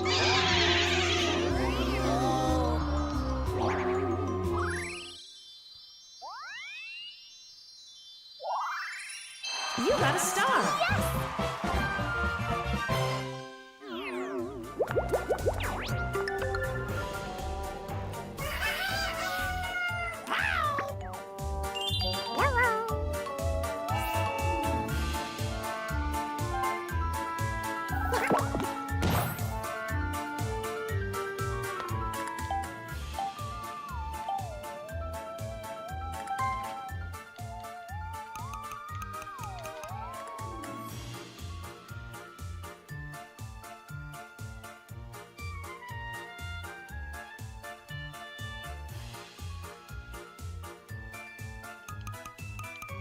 I can get the star now. Mayek only has boost items. No, Mayek's gonna buy another star.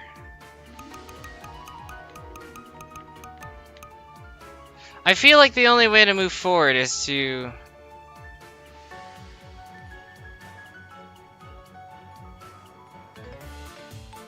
I feel like stealing that star isn't worth it.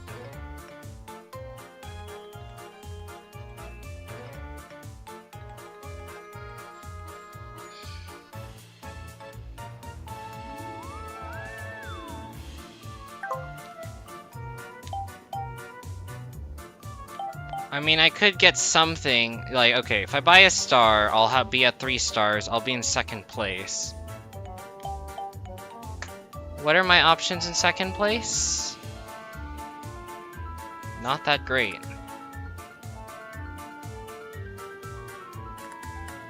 I don't know what other choice I got. Like, whatever I do to the left is gonna be extremely risky.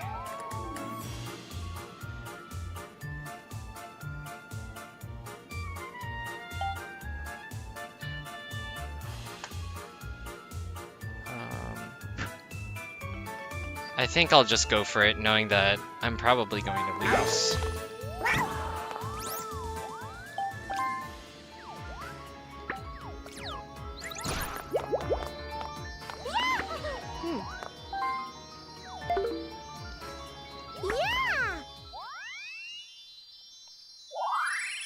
You got a star. Yeah, I just lost the game. Because what I could have done is have Mayek go for that star. Oh! Or we could just stall the game out.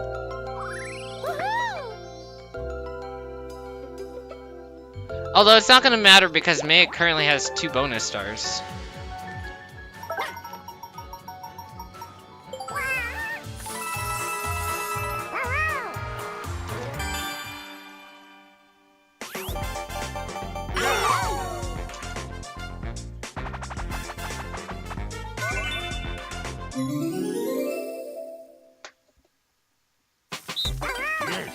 Dude, we have gotten like all 3 of the memory games. We've got 3 of the memory games, and we've got like other mini games that are basically just like all player wins.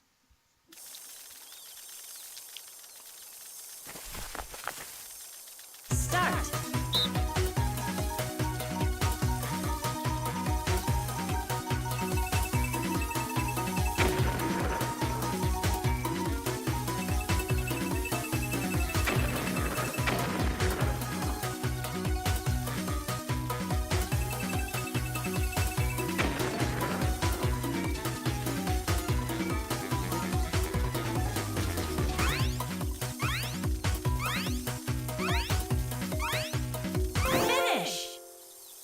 I pressed A, but I guess not.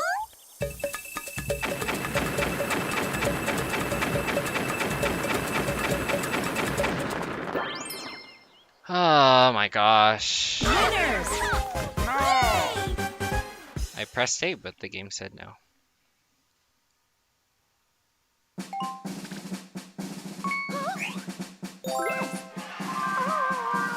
If you can keep Event Star and beat Kelmo in coins, second is yours. Wario time!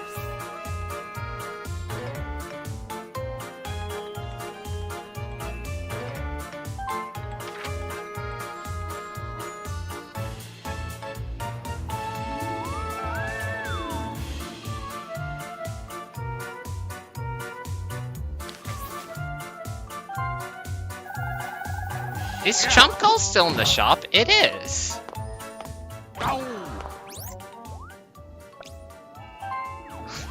I could buy Chump Call. Yes.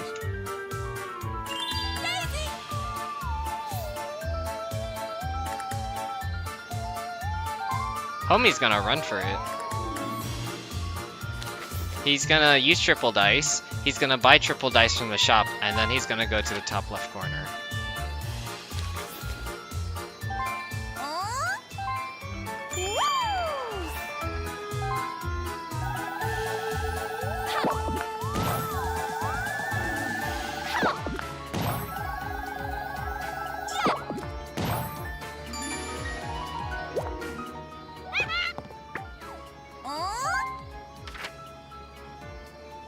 Or he could have just made it in one move, too.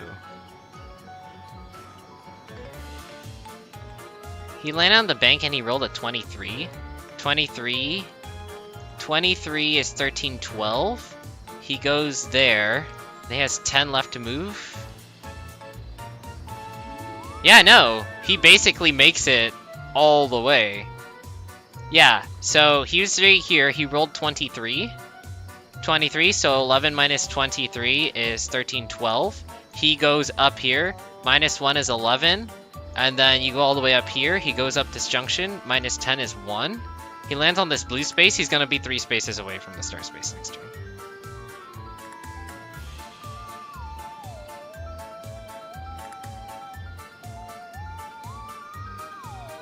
Oh man, how could I have known that the play was to be buy a Chump Call? To be fair, I've made a lot of bad decisions in this game. I will definitely deserve third if I get it.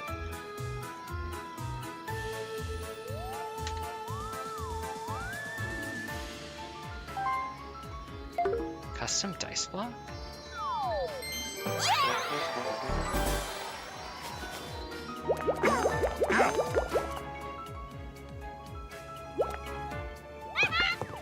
Oh? Is he gonna buy a key? Custom dice called it.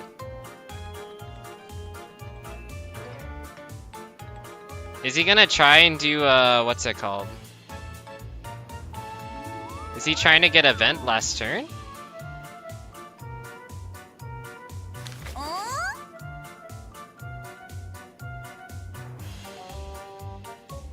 Yeah, that's what I'm wondering, Nat. He's gonna try and steal a star on the last turn. Okay then.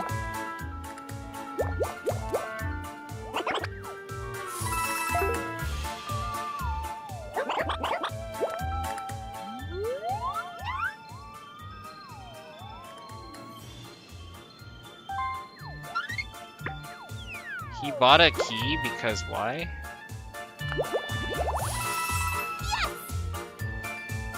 Here we go.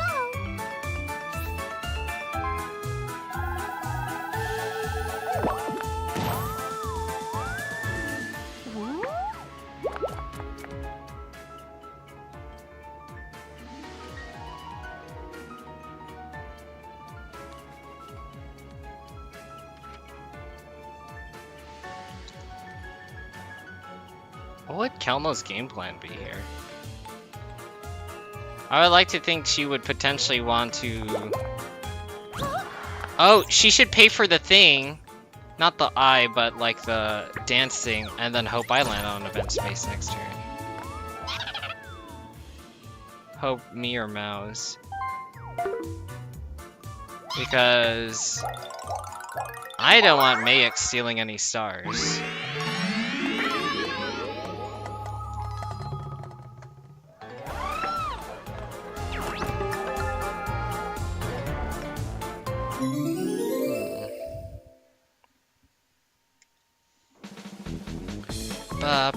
Which movement item is your favorite? Start. Finish. A key is her favorite. Got it. Doesn't she already have a key? No, actually she has no items.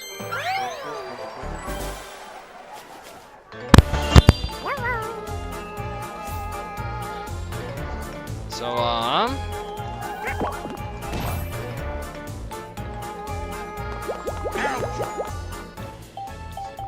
bro, this game keeps taunting me.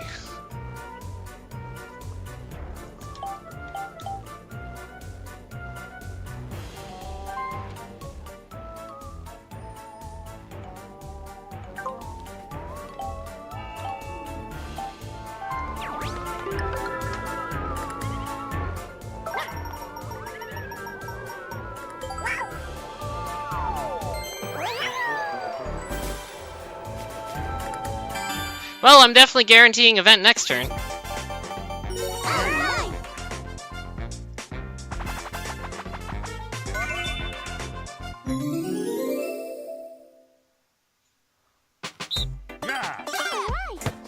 I presume I should try and win.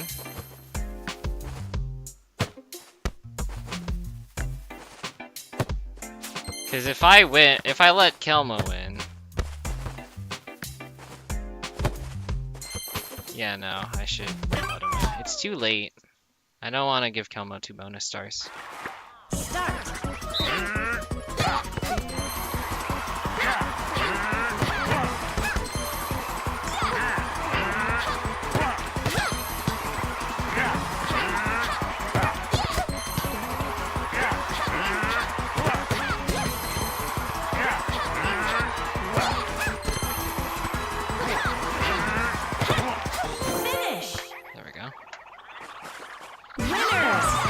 G10-10-0-10.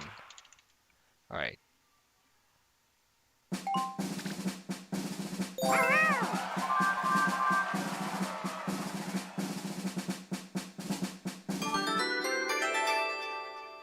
Wario time!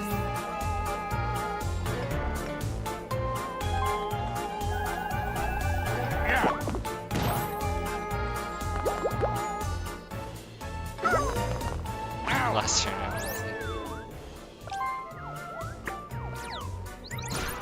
he's gonna double star steal anyways.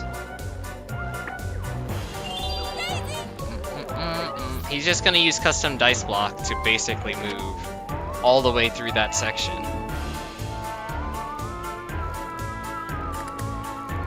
And then he wins the game.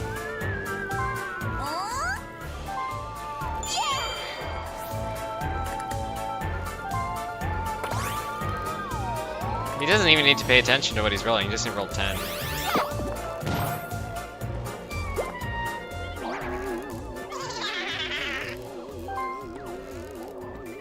Yep. Double star steal.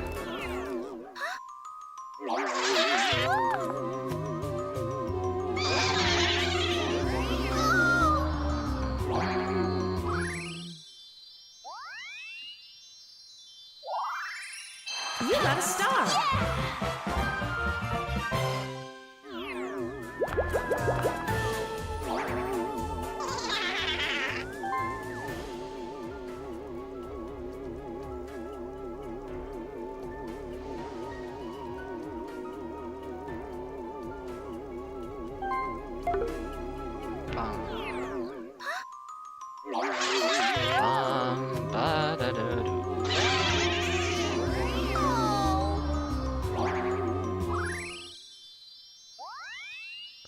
So yeah, that's a thing. You got a star. It's almost like not having 4 players in the game makes it even easier to target people with something really powerful.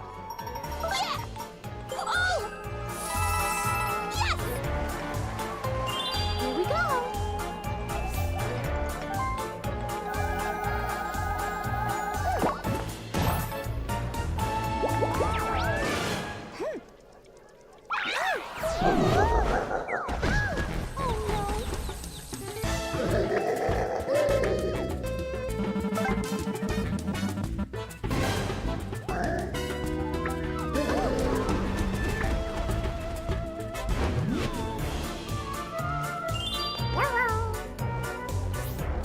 You're definitely getting second now. Hooray! I got second from a rigged match. Let's go. I mean, presumably I want to vent, right? Just so Kelmo doesn't get an extra star. It doesn't even matter. Because Meg's about to get 2.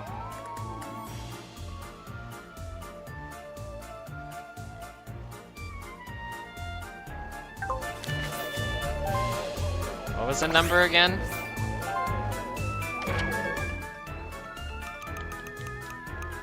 7. Let's roll a 7.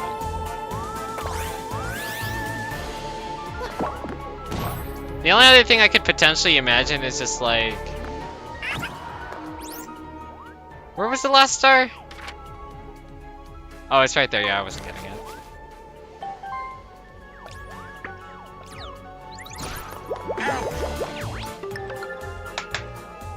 Alright, I get events unless I somehow miscounted it. Again.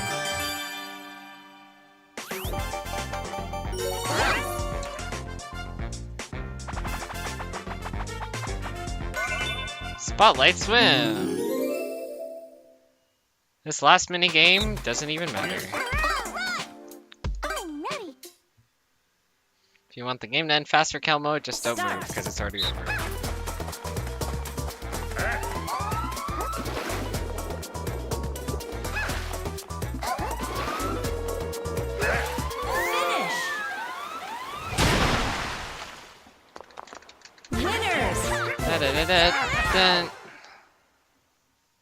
Can you change the view of the game screen? Is it still on data?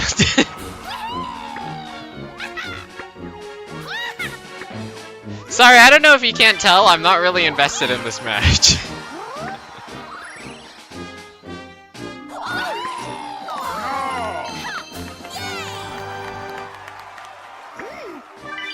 It was still on data.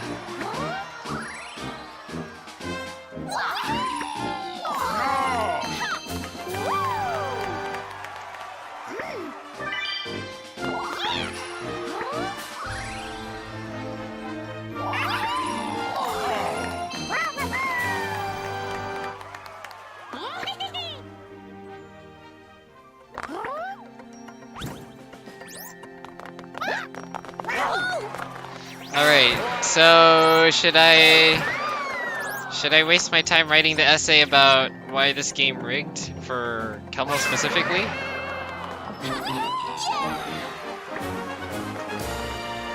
You are the superstar.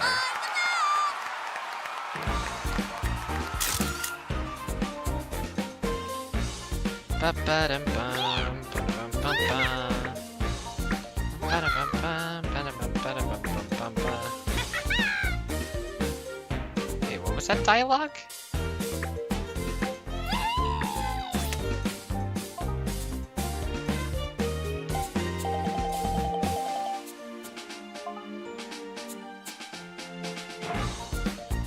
Bum, ba-da-bum-ba. I mean, the game wasn't great. I'll tell you that. I'll tell you right now, I don't deserve second. Also, what did I say here? A lot of the time playing lots of item. Oh, okay. Playing lots of item minigames.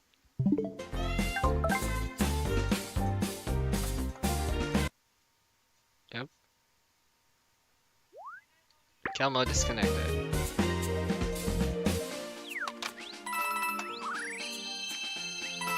Oh,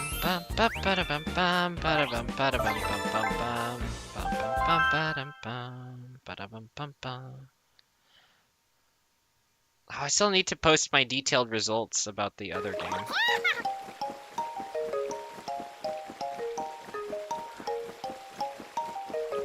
Well, GG's. Yeah, so having another person... Oh, communication was interrupted.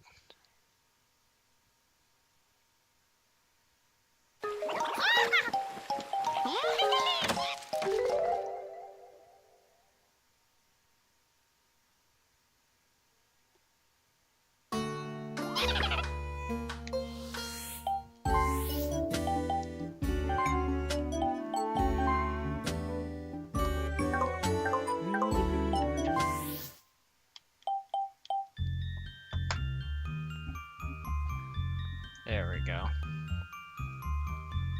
Oh yeah, I need to take a look at what my error is. Where are you? 174. Here, let's go ahead and type in error. Error. Mouse I got correct. 307 I missed an extra 6 coins, probably on the final turn. 313, 243, 237. I counted that perfectly. And then for event, it's 1123. Yeah.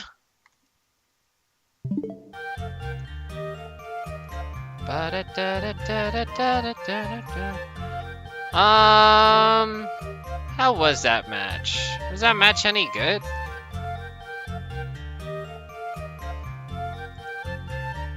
I mean, did I get my chance for second? Yes. Was it a fair chance? No, because we only had 3 people playing, and, you know, whenever you play Superstars, you always play with 4 players. So already this is not playing the game the way it was intended. So already the game's rigged on that part. It's only more blatantly obvious that, you know, Kelmo kind of just got star stolen from twice. Because, you know, what other player is she going to steal from? Other players may gonna steal from, you know? I mean, I guess there was me, but like, he could essentially just pick who got first, second, third, or fourth. That push and pull of the game kind of isn't there. Also, the double star steal didn't need to be from Kelmo. True. But the other thing is that, you know, I mean, here's something if you want to put it like this. Given that Mouse is not going for Event Star at all, that's one less player trying to switch it from day to night cycle, which technically makes it easier to reach those things at day or night. So, oh welps. You know, there's a lot of functional things that are just different when you play with a set of rules like this that isn't, you know, isn't the actual game. You know, Mouse is not a 4th player.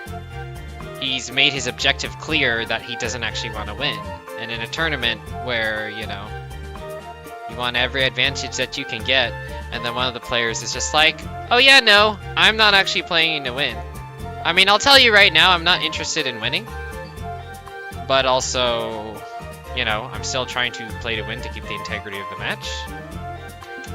You were ahead if you factored Event Star, but even if they didn't, you were tied. Optimal win once from each IMO. I mean, yeah, he should have probably stolen from me. That way, you know, if I somehow found a star in a hidden block, you know? Good luck doing that. There was only 1 hidden block found anyways. I think that I wouldn't be surprised if it was hiding somewhere where no one was ever walking. So, yeah. We did learn that Chomp Call is a bonus item that you can get in Horrorland first half. Apparently the thing that we were using didn't have that as an option. So, oops. But yeah.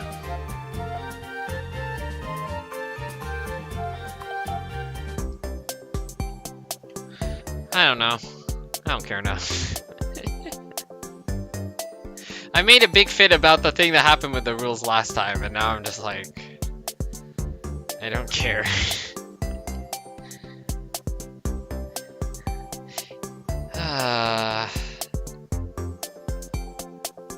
That is terribly unfortunate. I'm sorry, Kelmo. Mayek, GG's. You're not the ones who's making the rules here, so you did everything in your power to play optimally. And let's be real, I did not play optimally. At all. I used my custom dice block to land on a lucky space, and then I used the other one to land on an event space, but then the time changed back on me, and then I kind of just did not perform in minigames. I had multiple chances to land on the bank, which I didn't do. I probably should have landed on it so Mayek didn't run away that easily and rich. But, yeah. Also, we got, what's it called? We got, how many tied minigames did we just get? We got Goomba spotting, we got roll call, albeit I lost that one because it didn't input my last A press. We got, yeah, Goomba spotting, roll call, we got messy memory. We got Piranha's Pursuit. We got a lot of easy minigames that essentially just led into, oh, okay, everyone's winning this, or it's definitely someone else is going to. So, oh well. This music is definitely fitting for how this game went.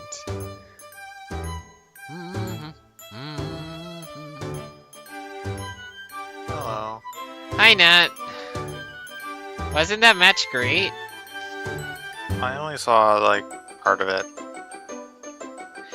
I mean, the thing I'm wondering why they didn't just do is just like, oh, okay, because the last person who was supposed to join our match wasn't the only person who rage quit. There's a few other people who dipped out of the tourney, so it's just like, okay, why can't we just matchmake with those people?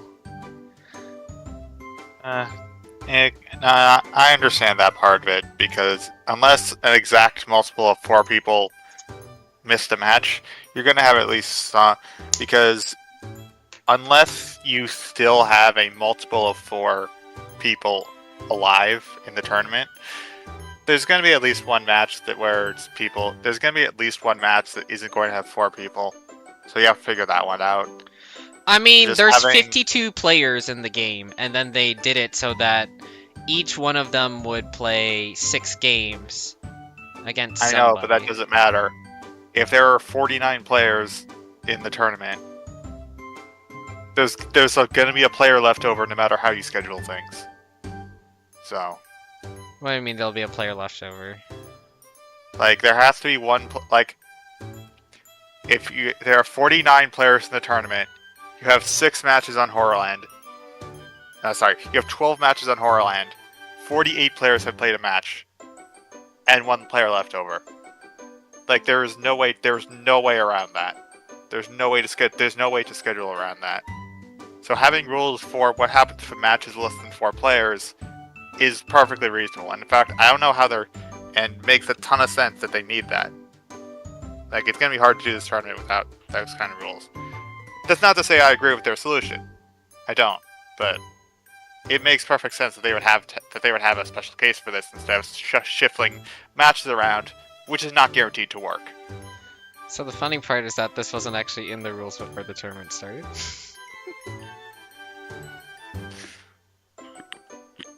Oh look, things are repeating themselves, aren't they? My gosh. I mean, are they? Here! Let's just check. Let's just check.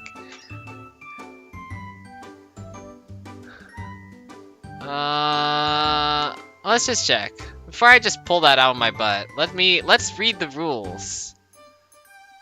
Everyone in the pools will have 6 matches each against different sets of opponents. Each round will be released every 4 days. Complete. After pools matches are complete, and the end of the match. Everyone will face different players throughout the round robin. One double elimination. Match will. Oh, I guess it is in the rules. But here's what the rule says.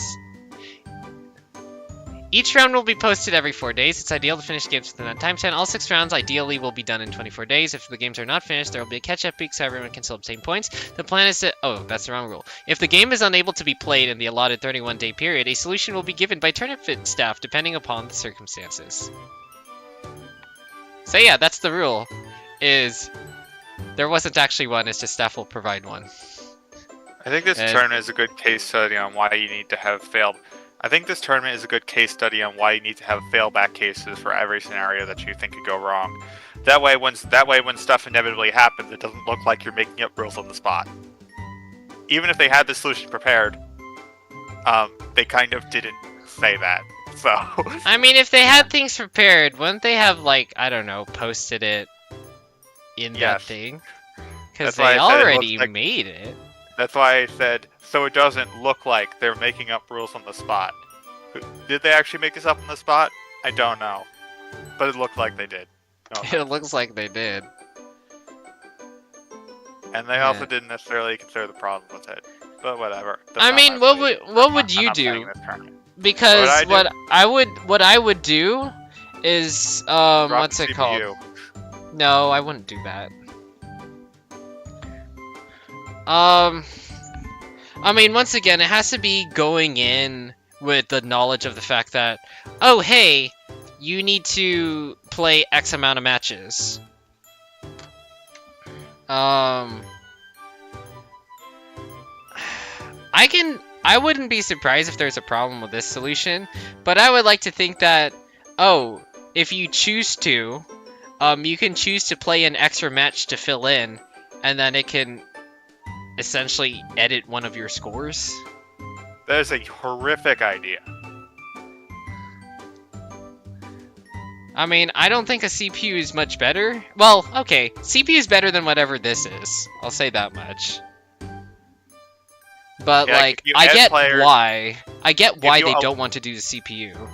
If you allow players into a tournament, who, by the way, have a vested interest in the standings because they're in the tournament, and then tell them, oh, this match doesn't count if you don't want it to, they have free reign to just sabotage whatever players they feel like. Or just land on chance time all they want. It doesn't matter. It doesn't matter for them. They could just cause chaos. That's not what you want for competitive integrity. I mean, I would like it to think that, what's it called? You could probably do something like this, where it's essentially like, so you know how you have to do 6 rounds, and you have to do it between, what's it called? It needs to be different people in different settings, correct? Yeah. Yeah. So what I would like to think it would do, and also I don't understand why didn't they just queue in matches like this the first time around, which is that you just do it one room at a time, or not one room at a time. You essentially do it one round at a time. So basically, it's no. Hold on. You basically just queue up with what's it called? You can queue up with whoever, because realistically this is all randomly selected, right? So it's just like, hey, people are available for a match this day. You just filter through those people in a first come first serve basis, and then after that, any straggling players that can't gather for a match, you can essentially do something along the lines of, I don't know, something where it's just like someone can join in the match and play it again. That's the problem. There is no something. If they don't have people, if there isn't an even number of players, they're not going to have people to play against. That's just it. They're just not, and that's the whole problem. If they don't have people to play against, there need to be 4 people in a match. That's just one of the rules of Superstars. You need to give them something to play against. And if you can't solve that problem, it is not a viable solution. So having a human player play the game is worse than having a CPU. Having a human player that has a vested... Having a human player is... Wait, what do you mean by having a human player is worse than... Well, obviously the human player will have, as you said, vested interest. So that means that the player will want to take advantage of the scenario some way, somehow, right? That's correct. If there are turns players, then yeah. The staff player, on the other hand, who's not participating in the match at all or has no relevance, can also just grief the match. Yes. So, I'm yeah. not a big fan of that one either. Yeah. So I was just like wondering, is there a way to get, like, obviously there needs to be a tournament player involved, I would like to think.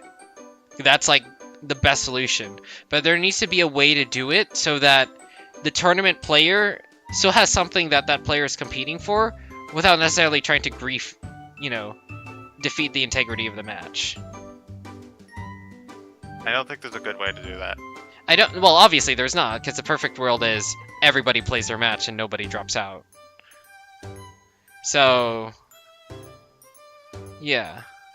Like, does the CPU degrade the integrity of the match less? I would think so, because they're a little unpredictable, but they're at least have, but at the very, they're a little, they can be a little unpredictable, but like, they're a reasonable, real player that does real player things, and you can treat them like a real player. They're gonna land on event spaces, so you can factor that in your calculations. They're gonna try and steal stars, so that is gonna be a factor. They're gonna buy the star, so the star is still gonna move the same number of times. They're not a good player, but they're a player that's, gonna pretend to be a player.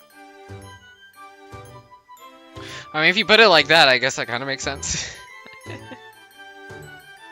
Yeah. At least they're kind of like, cause all they are is just a really low tier player, supposedly. Yeah. Who knows? They might not actually be. And the good news is they're consistent. You can have as many of them as you want. They're not gonna throw the match. They don't have any vested interest. They don't have any interest. They just want to play. They're just there to play Mario Party because the game needs 4 players. That's all they are. That's why I think they're better than trying to do whatever this is. But Like, whatever. That's It's not- one of those things where it's just like, if you do this thing, the game is gonna play really differently. And I feel like the CPU introduces the game plays differently out of everything. Like, in order At to best, you strategize just with have the a pla- CPU, you are now going to have to learn how the CPU works, which at that point, how different is it from learning how your opponents play the game? Yeah. But whatever. But whatever. It's too late. Match already happened. And this is Well, gonna. You it's gonna could be how throw you could throw enough fireworks around, and then suddenly the match is being challenged and needs to be redone. Unfortunately, I don't feel like doing that. Not this time around, anyways. And regardless, at least it was still fair. Like, you all still had the same worth. Like, all 3 of you were playing with the same status. So there's that. Same status? What do you mean? Like, it was jank, but it was equally jank for all 3 of you. So. I mean, Fair. yeah, but then in that case, is it really that much worse playing with, the staff member that didn't do anything? Because realistically, Just forget it. yeah, Mouse doesn't have a How did the vested actual interest. match itself go? Because, like I said, I only saw part of it. I used a custom dice block on a lucky space. For what reason? I had 3 items. And you wanted an item did you want coins, or did you want a, I was hoping to get something else.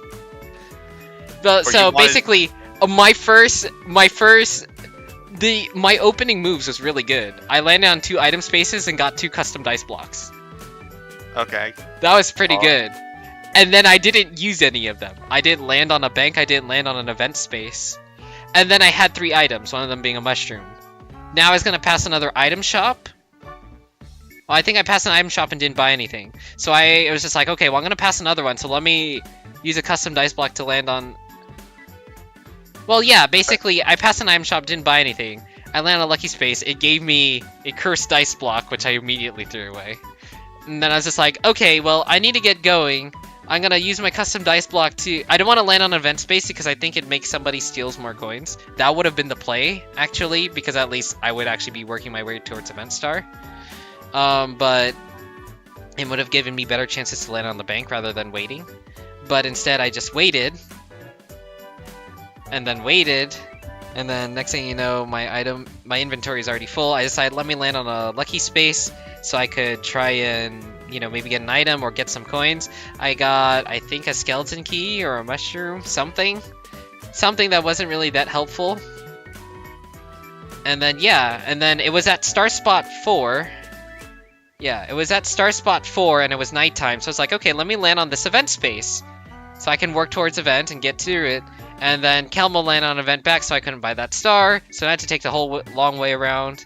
I did have 2 mushrooms, so it wasn't the worst thing in the world. That being said, I wasn't well prepared for that connector. Also, I just so happened to land on Bowser to lose half my coins. I was at 100 originally. Thanks, Bowser. So, yeah. My standing was not great. Alright, I did not do board Kelmo's play here. that well. Kelmo's here, so what does she have to say about the match? I made stupid decisions. Oh! Go ahead. Going for that boost steal on the last few turns might have not been a great idea. What's it called? Me paying for the dancing thing was a mistake by my part. I kind of mashed through that and I didn't want to. Oh, to change it from night to day? Or day to night? Yeah, night to day. Night to day. So yeah. I mean, if you think you played badly, I exist. And by the way, before you say I got second, I did not get second by any merits on my own.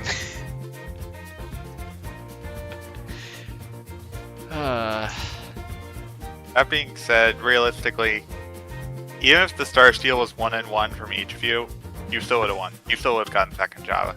So I was hoping to, you know, steal a star myself, but then, you know, Bowser just decided to half my coin total. Which, you know, wasn't the worst thing in the world. But then, oh yeah, to top it all off, I rolled a decently high number, and then I was basically gonna lose all my coins to the bank anyways, and then buying an item. And instead of buying a custom dice block, I decided to buy no item, then lose my coins from the bank, and then now I couldn't buy a custom dice block at all. So that was dumb of me. Also, my rolls that game were totally shit. One of your triples just got you like 8. That was horrible. not only 8, but 8 landing on an event space and preventing her from using Boo. You still have 1 star at least, right? Yeah. Why is the chance of rolling 8 with triple dice? She didn't have enough coins to steal 2 stars anyway. Well, So. it doesn't matter. She wants to at least reach Boo so she can get some value. A 2% chance! Hooray! In order to get at least some functional value from your triple dice over rolling standard, you just need to roll an 11, which was an 88% chance, and you missed that chance. Hooray! To be fair, that's all kind of close to a 1 in 6 chance on a d6, kinda. Not necessarily. It still significantly increases your chance of getting at least 8 or whatever. Oh yeah, 6% is pretty good. Is a pretty big chance, especially in superstars. But yeah, was I the only one who landed on a Bowser space that actually did harm? Yes. No. That Because did harm. when Malik landed on theirs, they lost 10 coins. That doesn't do shit. Do anything. Yes, losing 10 coins. Oh, he totally got hurt. Meanwhile, me Okay. losing 50. And when Kemo landed on hers, nothing happened. So, Thank probably God. Competitive SMP win, so stuff like this doesn't happen. you say it won't happen, but like we have extra bad lucks. We have extra bad But luck, nobody but it'll be your but fault. only- yeah, You know, and at every least time if you that lose half your land on coins it, or Matt, lose a star, that's it is your fault. entirely your fault. Nat. And no, I'm not talking about landing on it. I'm talking about what option you get. Again, Nat. He lost a star during one of our games of Tabiji, didn't he? Because of Yes. a super unlucky. Yeah, I lost a star on a super unlucky one time. Start at last place or just a star?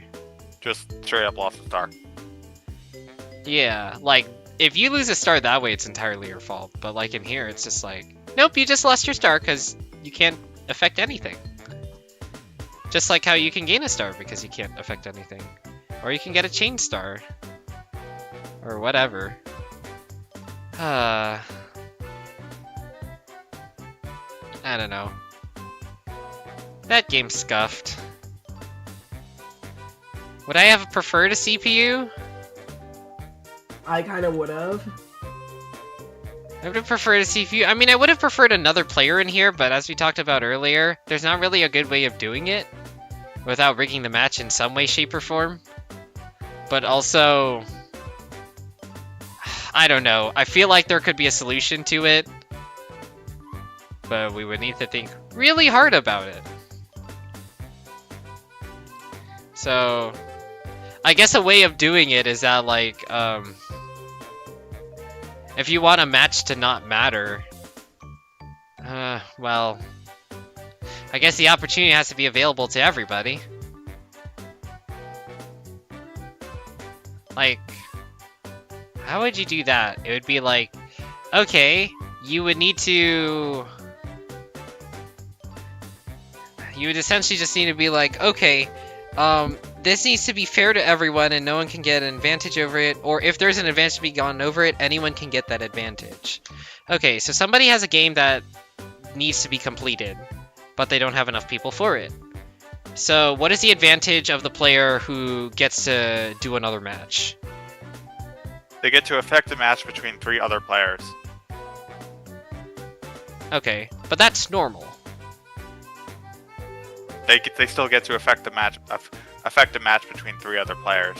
That's a privilege that no other player has. Okay. How do we quote-unquote nerf that privilege? You don't. Like, even if... But because, objectively speaking, every player gets a match. And some players are going to get more than a match. So, during this tournament, I go against 6 times 3 is 18 different people. So I have my tournament lineup guarantees me going against 18 people. Yes. So when you add another person, that makes it more than 18. When you try to do the thing that I said, where it's just like, oh, you can rescore one of your matches, it makes it so that the person who got his match got rescored only went against 17 people? Essentially? I mean, if you allow that person to rescore a match, you are objectively giving them an advantage over other players. Because they got an opportunity to rescore a match and other players did not. Okay, here's a question. Let's just say there's like alright, everyone is allowed to redo one match. But also, if players aren't able to play a match, if players aren't able to... Oh no, Bagley deleted it! I wanted to read it. Bagley, no! No, Bagley. There wasn't much to see. Whatever.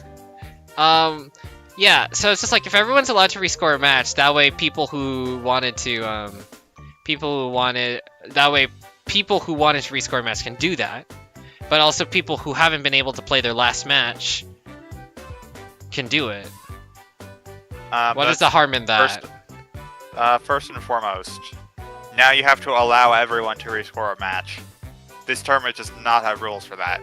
So it's just strictly a different tournament. Well, Second ignore this tournament. Let's just say, like... Second off, is it optimal to rescore... How are you going to rescore a match without being a fill-in player? How to rescore a match without a fill-in player? Yes. how can you rescore a match without having a fill-in player? Who's a fill-in player? My gosh. Oh, you mean like somebody... Are you talking about someone who hasn't completed all of their matches yet, or someone who... What happens? You're suggesting having where if a match has less than 4 players, you have extra players fill in. I call those fill-in players. I mean, it would have to be determined randomly in the first one. Don't but care. also... The question is, how do players who aren't fill-in players rescore matches? Players who aren't fill-in players rescore matches. I guess you can say you can take their lowest scoring match, or the last played match, or not the last played. Well, there would need to be some benefit somewhere. How do players who aren't fill-in players get to rescore a match? How does that work? Oh, so if they decide not to replay any matches. Yes. I'm pretty sure there's an issue you're going to point out shortly when I say, then if they don't want to take advantage of it, then they don't rescore anything. There are a finite number of matches that can be rescored. There are a finite number of matches that can have fill-in players. It is objectively better to be a fill-in player than to not be a fill-in player. It is optimal to be a fill-in player, but not everyone can do it. And who's going to determine who gets to do it and who doesn't? I mean, if you're in top 2, or if you have a pretty good score in all your, it's more likely going to attract people who scores in last, right? It doesn't matter. Unless you literally have a perfect score, it is objectively better to at least try for it. So if you have 5 first and a second. Yes, then you can try and go for a perfect score. Okay, but anyone can do it. Yes, who determines who gets to do it? Because not everyone can. There aren't enough matches for everyone to be a fill-in player. So who's going to get to be the fill-in player then? Okay. So the problem here is Lucky. What'd you say? Okay, continue. Oh, were you from using the wrong mic? No, my left side of my headphones decided to stop working. I thought that was somebody else. Oh man. Let's see.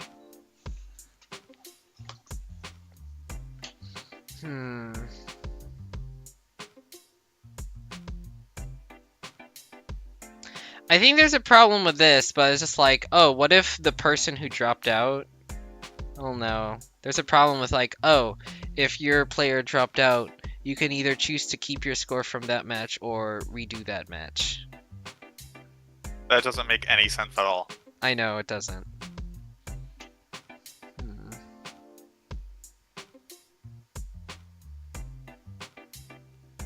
Like, this is the inherent problem. Because there are a random number of matches where there can be fill-in players. And it is objectively better to be a fill-in player than to not be a fill-in player. So if people are playing to win, they're going to be fill-in players. But not everyone can be, because there aren't going to be enough matches for everyone to be one. Number of matches where there can be one are effectively random. And there is no way to fairly determine who gets to be one and who doesn't. This reminds me of competitive Mario Kart 8 Deluxe, where it's just like, I think it's just like no more than one team can have a CPU each, otherwise the match is cancelled. But that's completely different.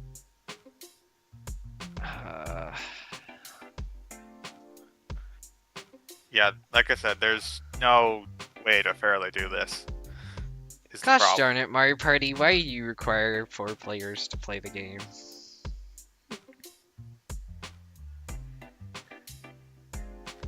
I mean, now I'm genuinely curious now.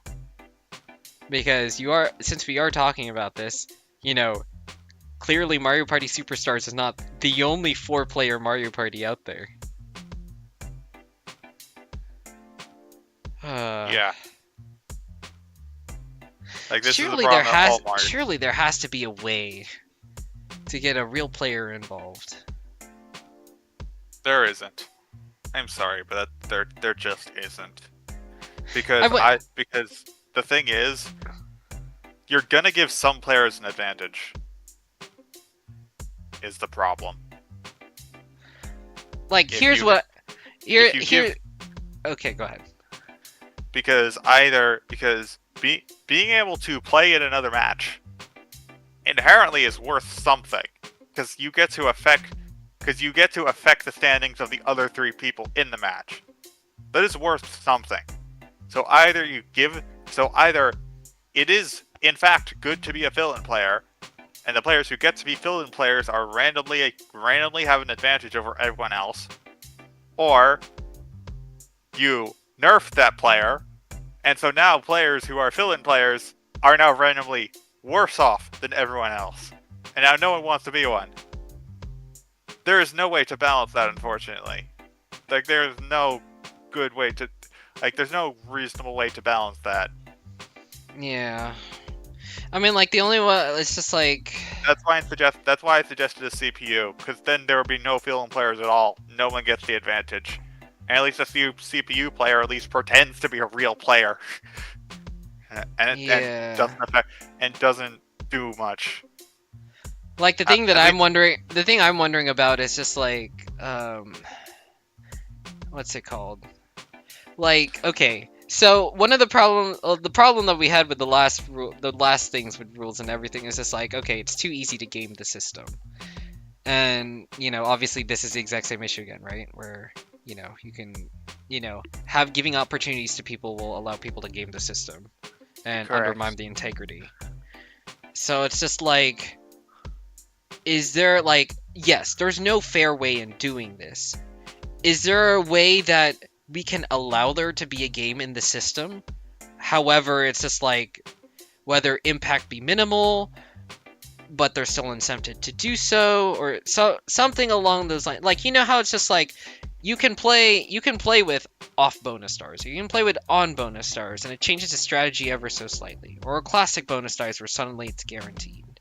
Is there any, like, setting that we could potentially set up that it's just like, okay, it's not overpowering the tournament. You can't just game that just to win the tournament, but there is an incentive to do so, and there is minute benefits to it. I don't think there's a good way to do that. Like, it's just going to be a mess.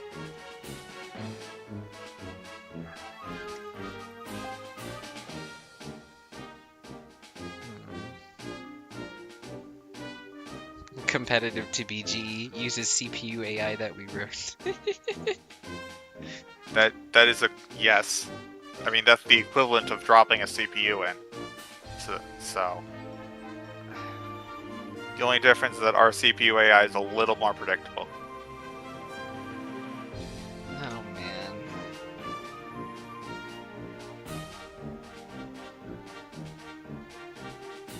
Man, every time there's an idea, it's just like, okay, but add a CPU. Oh, but you could do this and this and this, and then this is, but add a CPU. It's just like, like, okay, here's the funny part, because I first I was just like, okay, competitive SMP, no one wants to play with the normal CPU. Yeah. But then I think about it, and it's just like, is that the case though? Is that really the worst outcome? Like, albeit SMP has a lot less RNG involved, and there's a lot of other things that you have control over, that honestly, when playing with a normal CPU, when you play a 3-player match with a CPU, honestly, it's just like, yeah, it kind of plays like a player. They're most likely not going to win, but general board functions will still work. And especially since, you know, gold pipe strats, and then other, like, this is like, do you need to go for the star or no? You can just like, oh, I'll just have the CPU go for that star. And then once the CPU goes for that star, then the game just essentially resumes. So you're in a little bit of a stall. So, obviously this is not SMP, but it's just like, you know, maybe having a normal CPU in SMP is not, like, the worst idea. It's not. So At least Superstars allow you to increase the CPU difficulty, which makes the decisions a little more rational. well,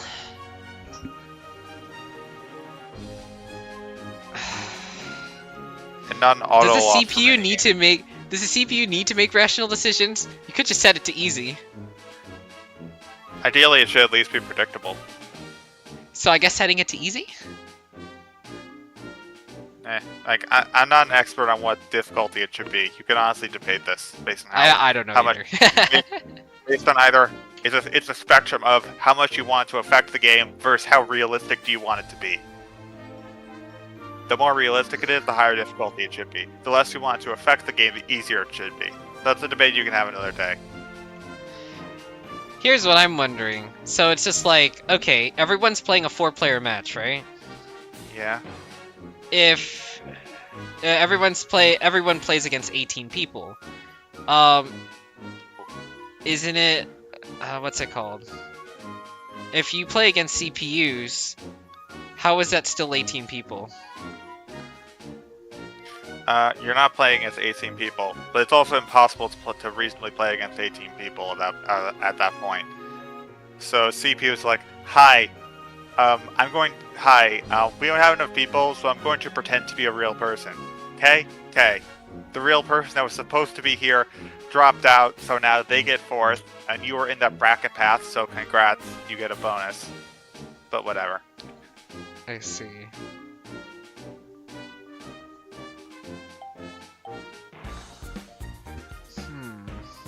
Realistically, you're supposed to play against the player that dropped out, so you automatically win against them. And the CPU is just there to fill in and let the match go on anyway. Yeah. I guess that's not the worst idea.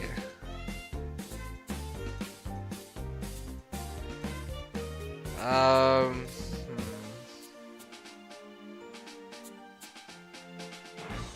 That's what...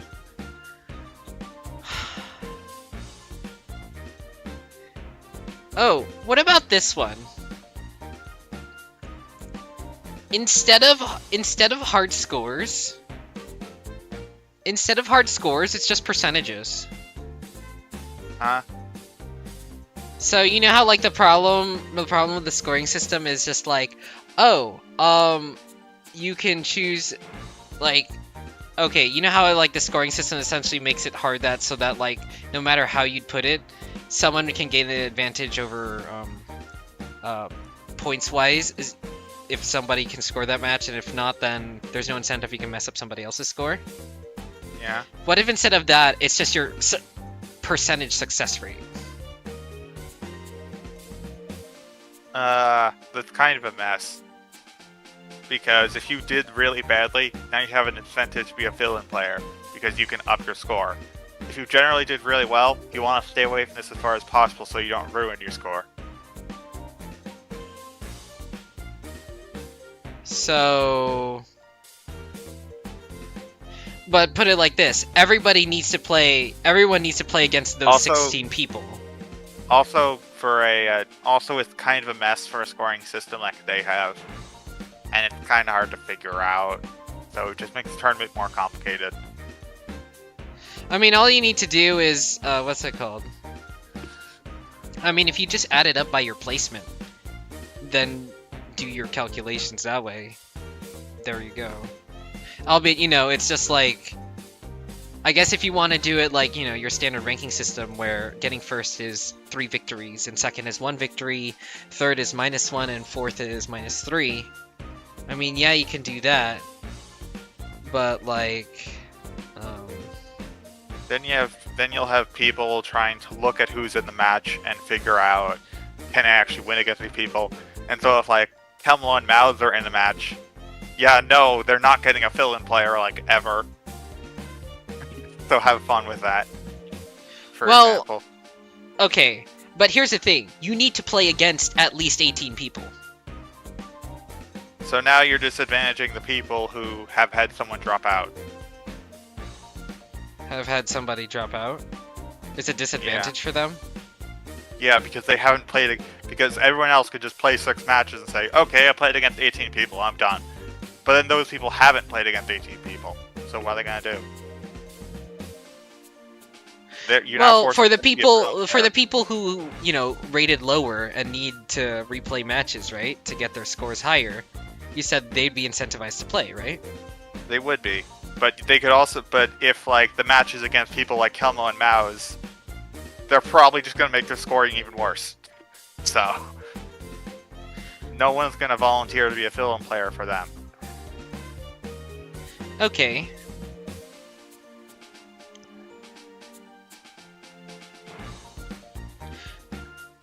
Other than it being complicated, what if you just did it? Well, put it. What if you did? Other than it being complicated and weird, what if you did it where it's just like you need to what's that called? Is that a spider on me? You need to be the one to locate your matches on a first come first serve basis. So it's just like the sooner you can get your matches done, you know, the less likely you are to be in the scenario. Obviously, that doesn't change anything. But it's just like, okay, it incentivizes people to actually do their matches.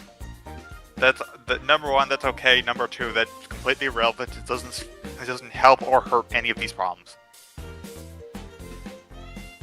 The problem is what happens if a player drops out, and a scheduled match is supposed to have 4 players, but no longer does. Instead, there are only 3 players willing to play the match. What do you do in that scenario?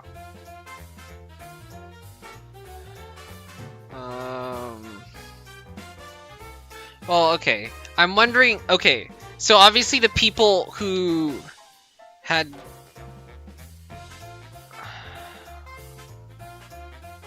No, that doesn't work either. I was about to say, have that match double score.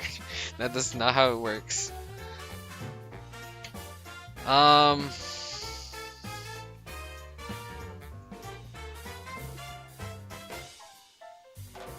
Not entirely sure.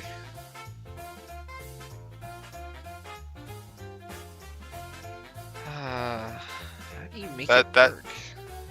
That is the problem Superstar Stadium was facing. And this was their solution. Is it a good solution? I don't think so. But this was their solution to it. Credit where credit is due. It does not significant. Credit where credit is due. Unlike most of the things you suggested, it doesn't advantage or disadvantage players randomly.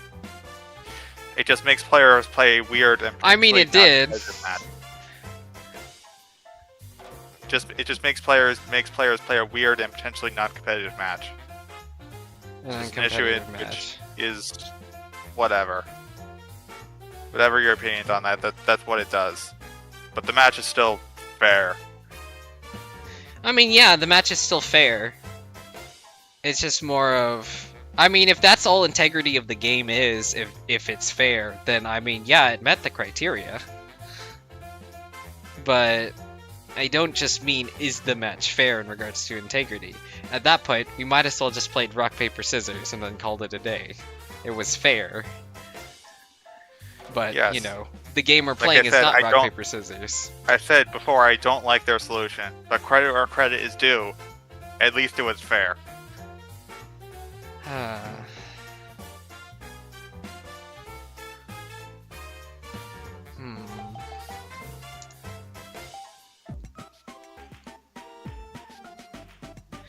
How do you get the person who's playing the catch-up matches not at a disadvantage? Because someone decided to RNG drop out of their match.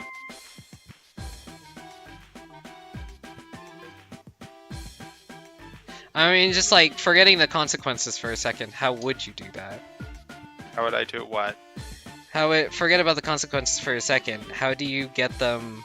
How do you make it so that people who had matches, players drop out of their match, get it so that they can get back to...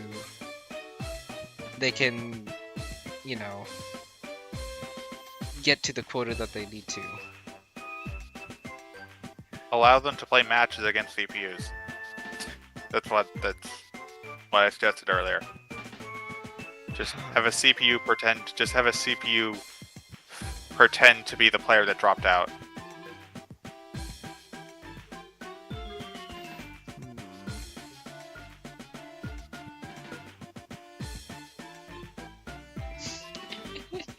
Ah, why is it so complicated?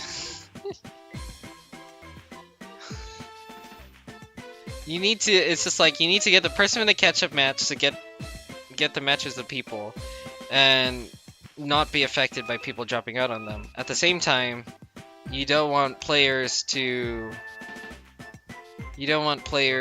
get too much, if not advantage at all, for helping fill in those players' matches.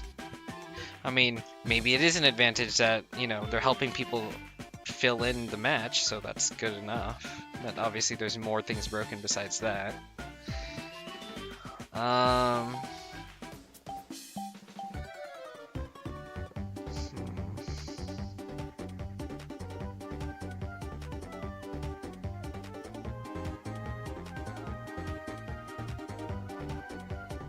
Is there an incentive to drop out of a match?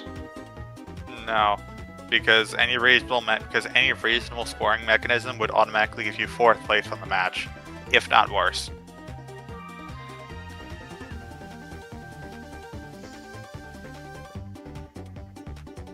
Which is strictly worse than what would have happened if you had played the match.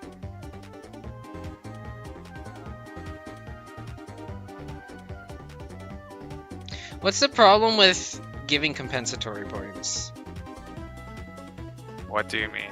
It's just like, oh, sorry, your match didn't go through. Here, have some points to help out. Like you just don't play the match. It's a Because little I know- awkward, but not I know well, you know how like some competitive scenes where it's just like, oh, it's considered a win for you. Obviously, it doesn't work evenly here because it's against 4 people, or against 3 other people. But in like, you know, in other games where What? it's just like, oh, if it's a 1v1, you just get the win. What happens if... Question is, what happens... How many points do you give players? Is it worse than just getting a 1st place victory?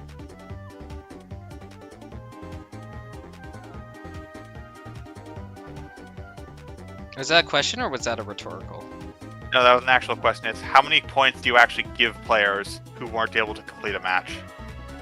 Is it equal to the amount of points they would have gotten if they won the match? Or less than that?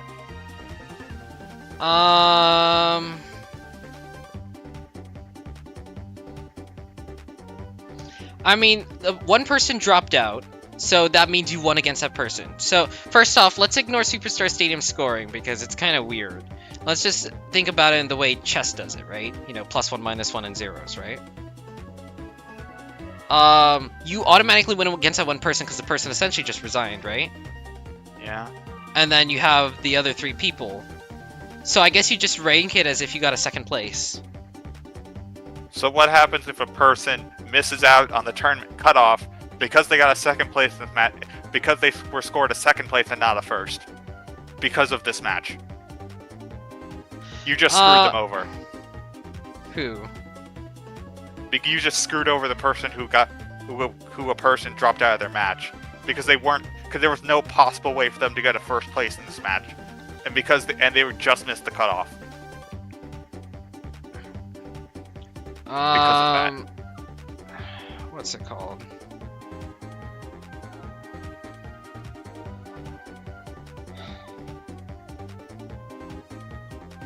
So obviously it's gonna be done in the best effort to try and, you know, if anybody has people drop out, to try and combine other people together who also had dropouts, right? Surely that will be done. But you're talking about the remainder of 3, 2, or 1, correct? No, that's irrelevant, Java. The whole point is their overall standings will be one. The problem is the maximum points they could score in this tournament will be reduced because a player dropped out of their match.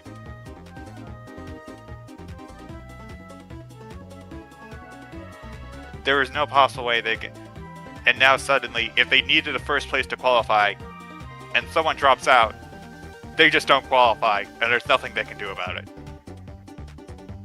This is not okay. Well, if you beat somebody because, you know, they decide not to participate in a match, like, yeah, sure, you didn't really beat them, but they also didn't play to begin with. So... you need. I don't see how that's relevant. If you need a first place to qualify, and then someone drops out, you can't get first place anymore. You just got screwed over because of what someone else did. You can't disadvantage players for following the rules.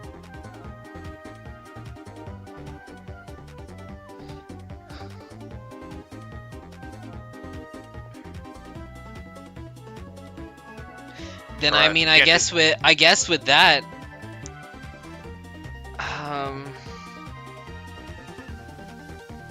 This is why a lot of the time, when someone gets disqualified, the other player just automatically advances, because that's what would have happened if they, had played the match and won. yeah. It's equal to a first place victory. Of course, there's issues with giving 3 players the first place victory. Like, you can't give them less than that. You just can't. Because otherwise you're screwing them over at a point they could have gotten. Okay, hold on. Everybody who, okay, let's say there's 4 players, 1 person dropped out, right?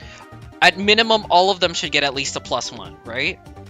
At minimum, all of them should get at least equivalent to a third place victory. Yeah. A third place victory, meaning they lost against somebody else? Or lost remember, a third place victory in Mario Party is 1 victory, 2 losses. So -1. Yeah, so they are guaranteed at minimum to have beaten the person who dropped out. Well, if something ended in a tie, it's just a 0, right?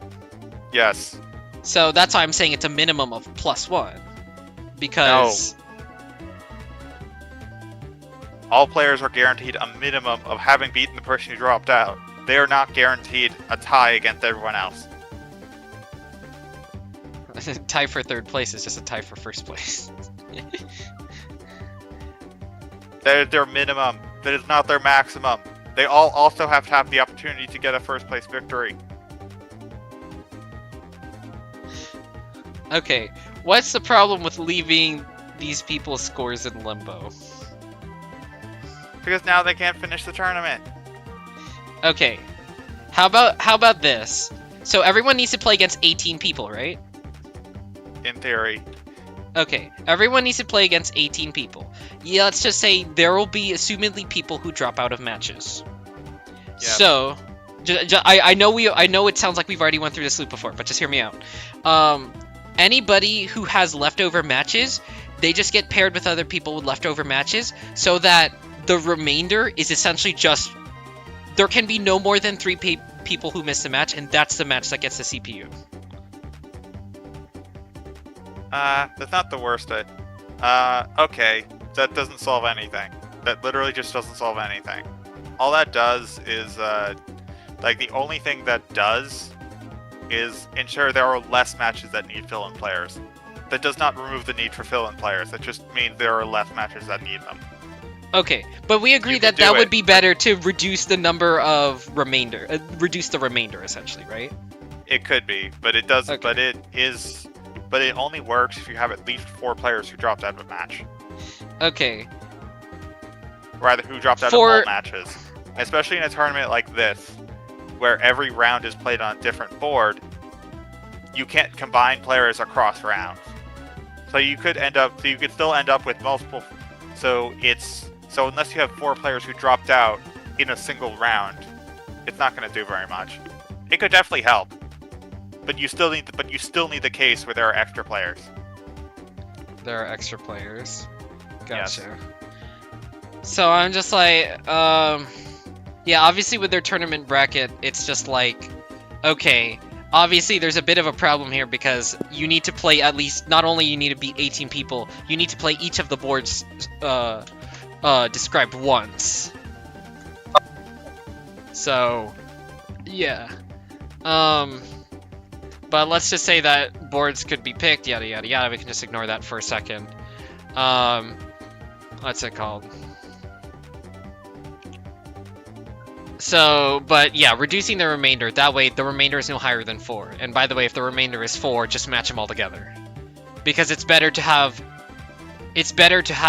real players than CPU players. Well, Okay, okay. but that doesn't really fix any issues. Okay, now to the remainder 3 players, right? Yeah. Based off of, you know, if it turns out that regardless the placement of the match, it doesn't affect the top 16 or whatever needs to be there, then if, you know, if it doesn't affect it, then you can just call it quits right there. And then if it does affect it, call it, if there is a relevant match, call in a person nearby that person's ranking. And now they have an incentive to either and now they have a very big incentive to either completely target the player or just let them win. That's a terrible way to do things. Okay. Do you want to move on and just talk about Horrorland? I think we were done talking about Horrorland. I'm just trying to walk through all the possibilities here. So, okay. There's a By the way to way- reduce the remainder at least. There is, but it doesn't change the fact there's still going to be one in a lot of cases. The reason why I mentioned that, by the way, is that my round 4 and round 5 match are both going to have substitute players in it. That's absolutely lovely.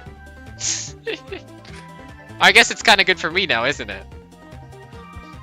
I mean, sure, you're guaranteed to not get 4th, but you kind of need first place 2 more times in order to qualify. So, not super. Wait, hold up. Isn't there going to be when is the map vote? Is it round 5 or round 6? Round 5. So there's going to be a map vote with 3 players. Oh boy, that's definitely going to change things. I'm picking cake. You can't pick cake anymore. I know I can't pick cake. I'm going to pick cake anyways. So, yeah. I mean, what would be the best board for me to choose? I clearly don't perform in minigames.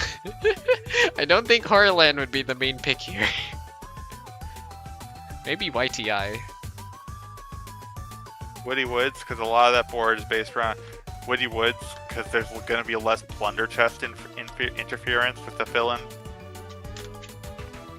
Oh yeah, true. And so now the strategies of roll manipulation and using golden pipes to warp around are more prominent than ever, which is something you have a lot of practice of thanks to SMP. Sure. Oh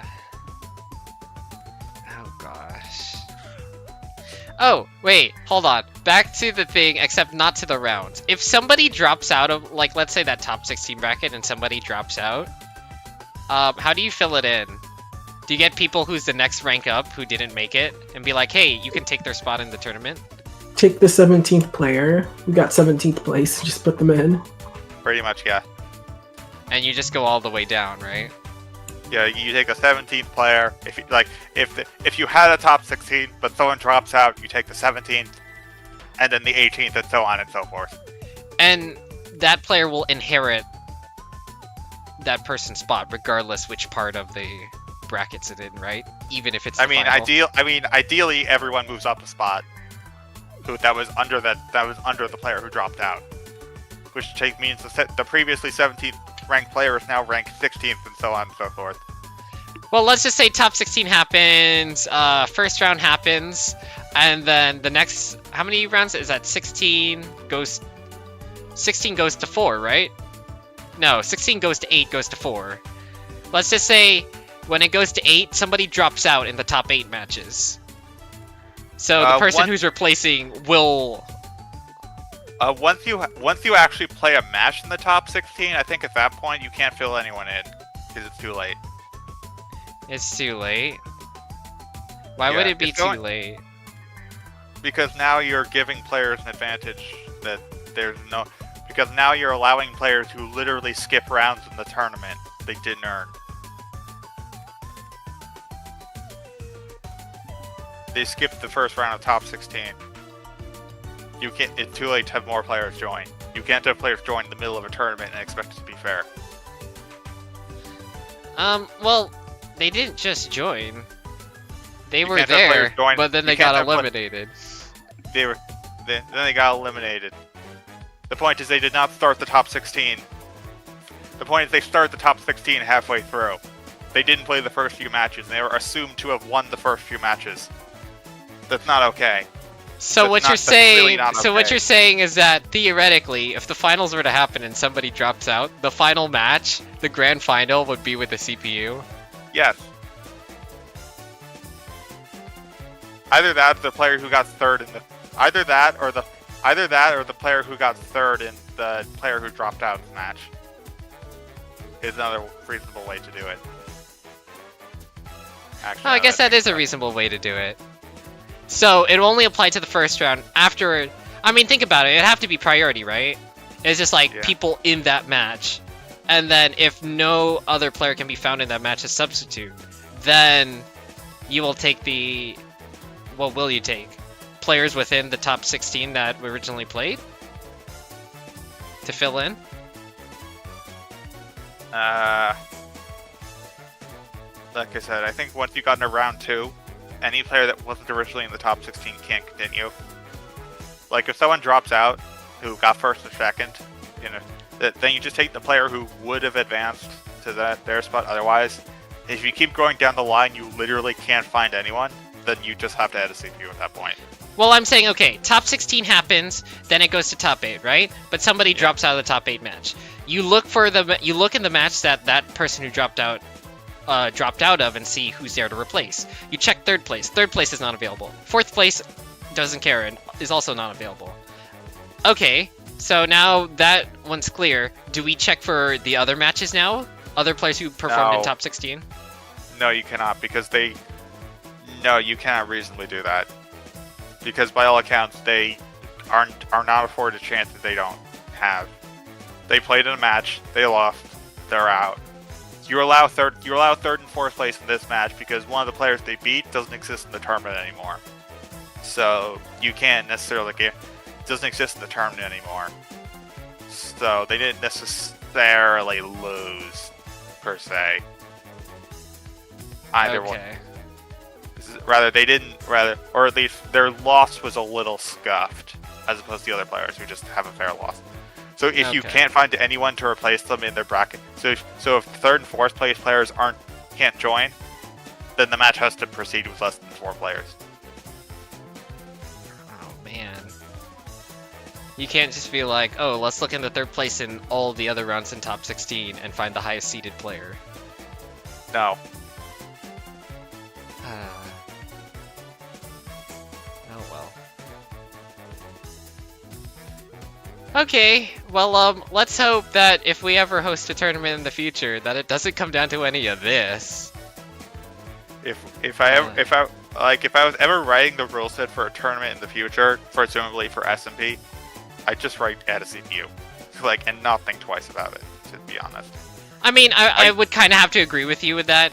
I just want to see is just like if there are ways to maintain the I wish the there spirit of the game. I guess. I guess integrity and spirit are two different things. were. I really wish there were better ways. I don't think there are. I really don't, because this is a genuine problem that tournament organizers run into for games like this. Oh, duh. Why don't we just do our research on that? Is that what they And, do in like, games where multiple players are involved? To be honest, I don't know. What I do know is that there is no good solution. So, Okay. Mario Party at least has a solution. Yeah. Competitive Catan, a person drops out. You Oh, play God. with one fewer player, because Catan actually allows you to play with fewer than 2 people drops out. Okay, you play 1v1 Catan. That's not a thing. It can actually be a thing. It's not a great game, but it's playable. Oh, okay then. 3 people drop out. You automatically advance because all your opponents decide they don't want to play. What if it was what if qualifying? Okay, what if we tried to fix qualifying where something along the lines of the first people to meet a certain score threshold, and have the caveat be you can't go against the same people. And before you say, oh, that adds a time cap to it, No, you still need to take the least amount of matches to do it.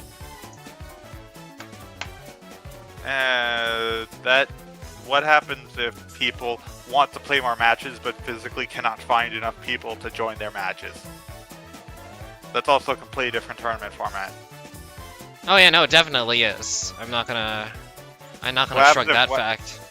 What happens if people can't find anyone else to join their matches? Because everyone else is either qualified or been locked out, they don't care. Well, once a certain amount of players have met the threshold, then it's over. So it is just a time crunch then. I mean, if it's just like, oh, we found, if it's just like, feel free to, I'm pretty sure there's holes in this one, feel free to poke them.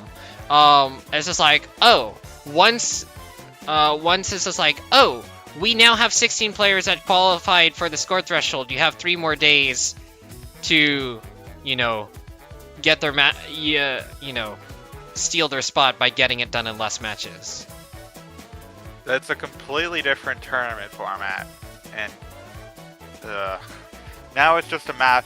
Now it's less a race of Now it's less a race of Now it's less a matter of playing Mario Party well, and now it's a race of trying to wrangle your schedule together to fit enough matches in time. Yeah, like, I wouldn't prefer that, so it'd probably have to be like, there needs to be a leeway of time for everybody to get their matches done. It's going to be a race either way. I mean, if it's just like, hey, you have a month to do it, but realistically you can complete it in 2 weeks. Then the people who can complete it in 2 weeks will complete it in 2 weeks, and now they get it first, and now everyone else loses. Well, no, it's just like, if you complete it in 2 weeks, and then everybody, or basically, how do we make it so that at least part of it's not a race? Because it's just like, okay, if you take forever to do your matches, then yeah, no, of course you're not going to qualify. Yes, we want to try and find the most skilled player, but if the skilled player takes a month to do every match, then your tournament format is literally first come, first serve. It's going to be a race. Well, okay, put it like this. If you're the first person to make a specific score threshold, but somebody does it in less matches than you, then, you know, they take your spot. Cool. There's gonna be people who tie. No real...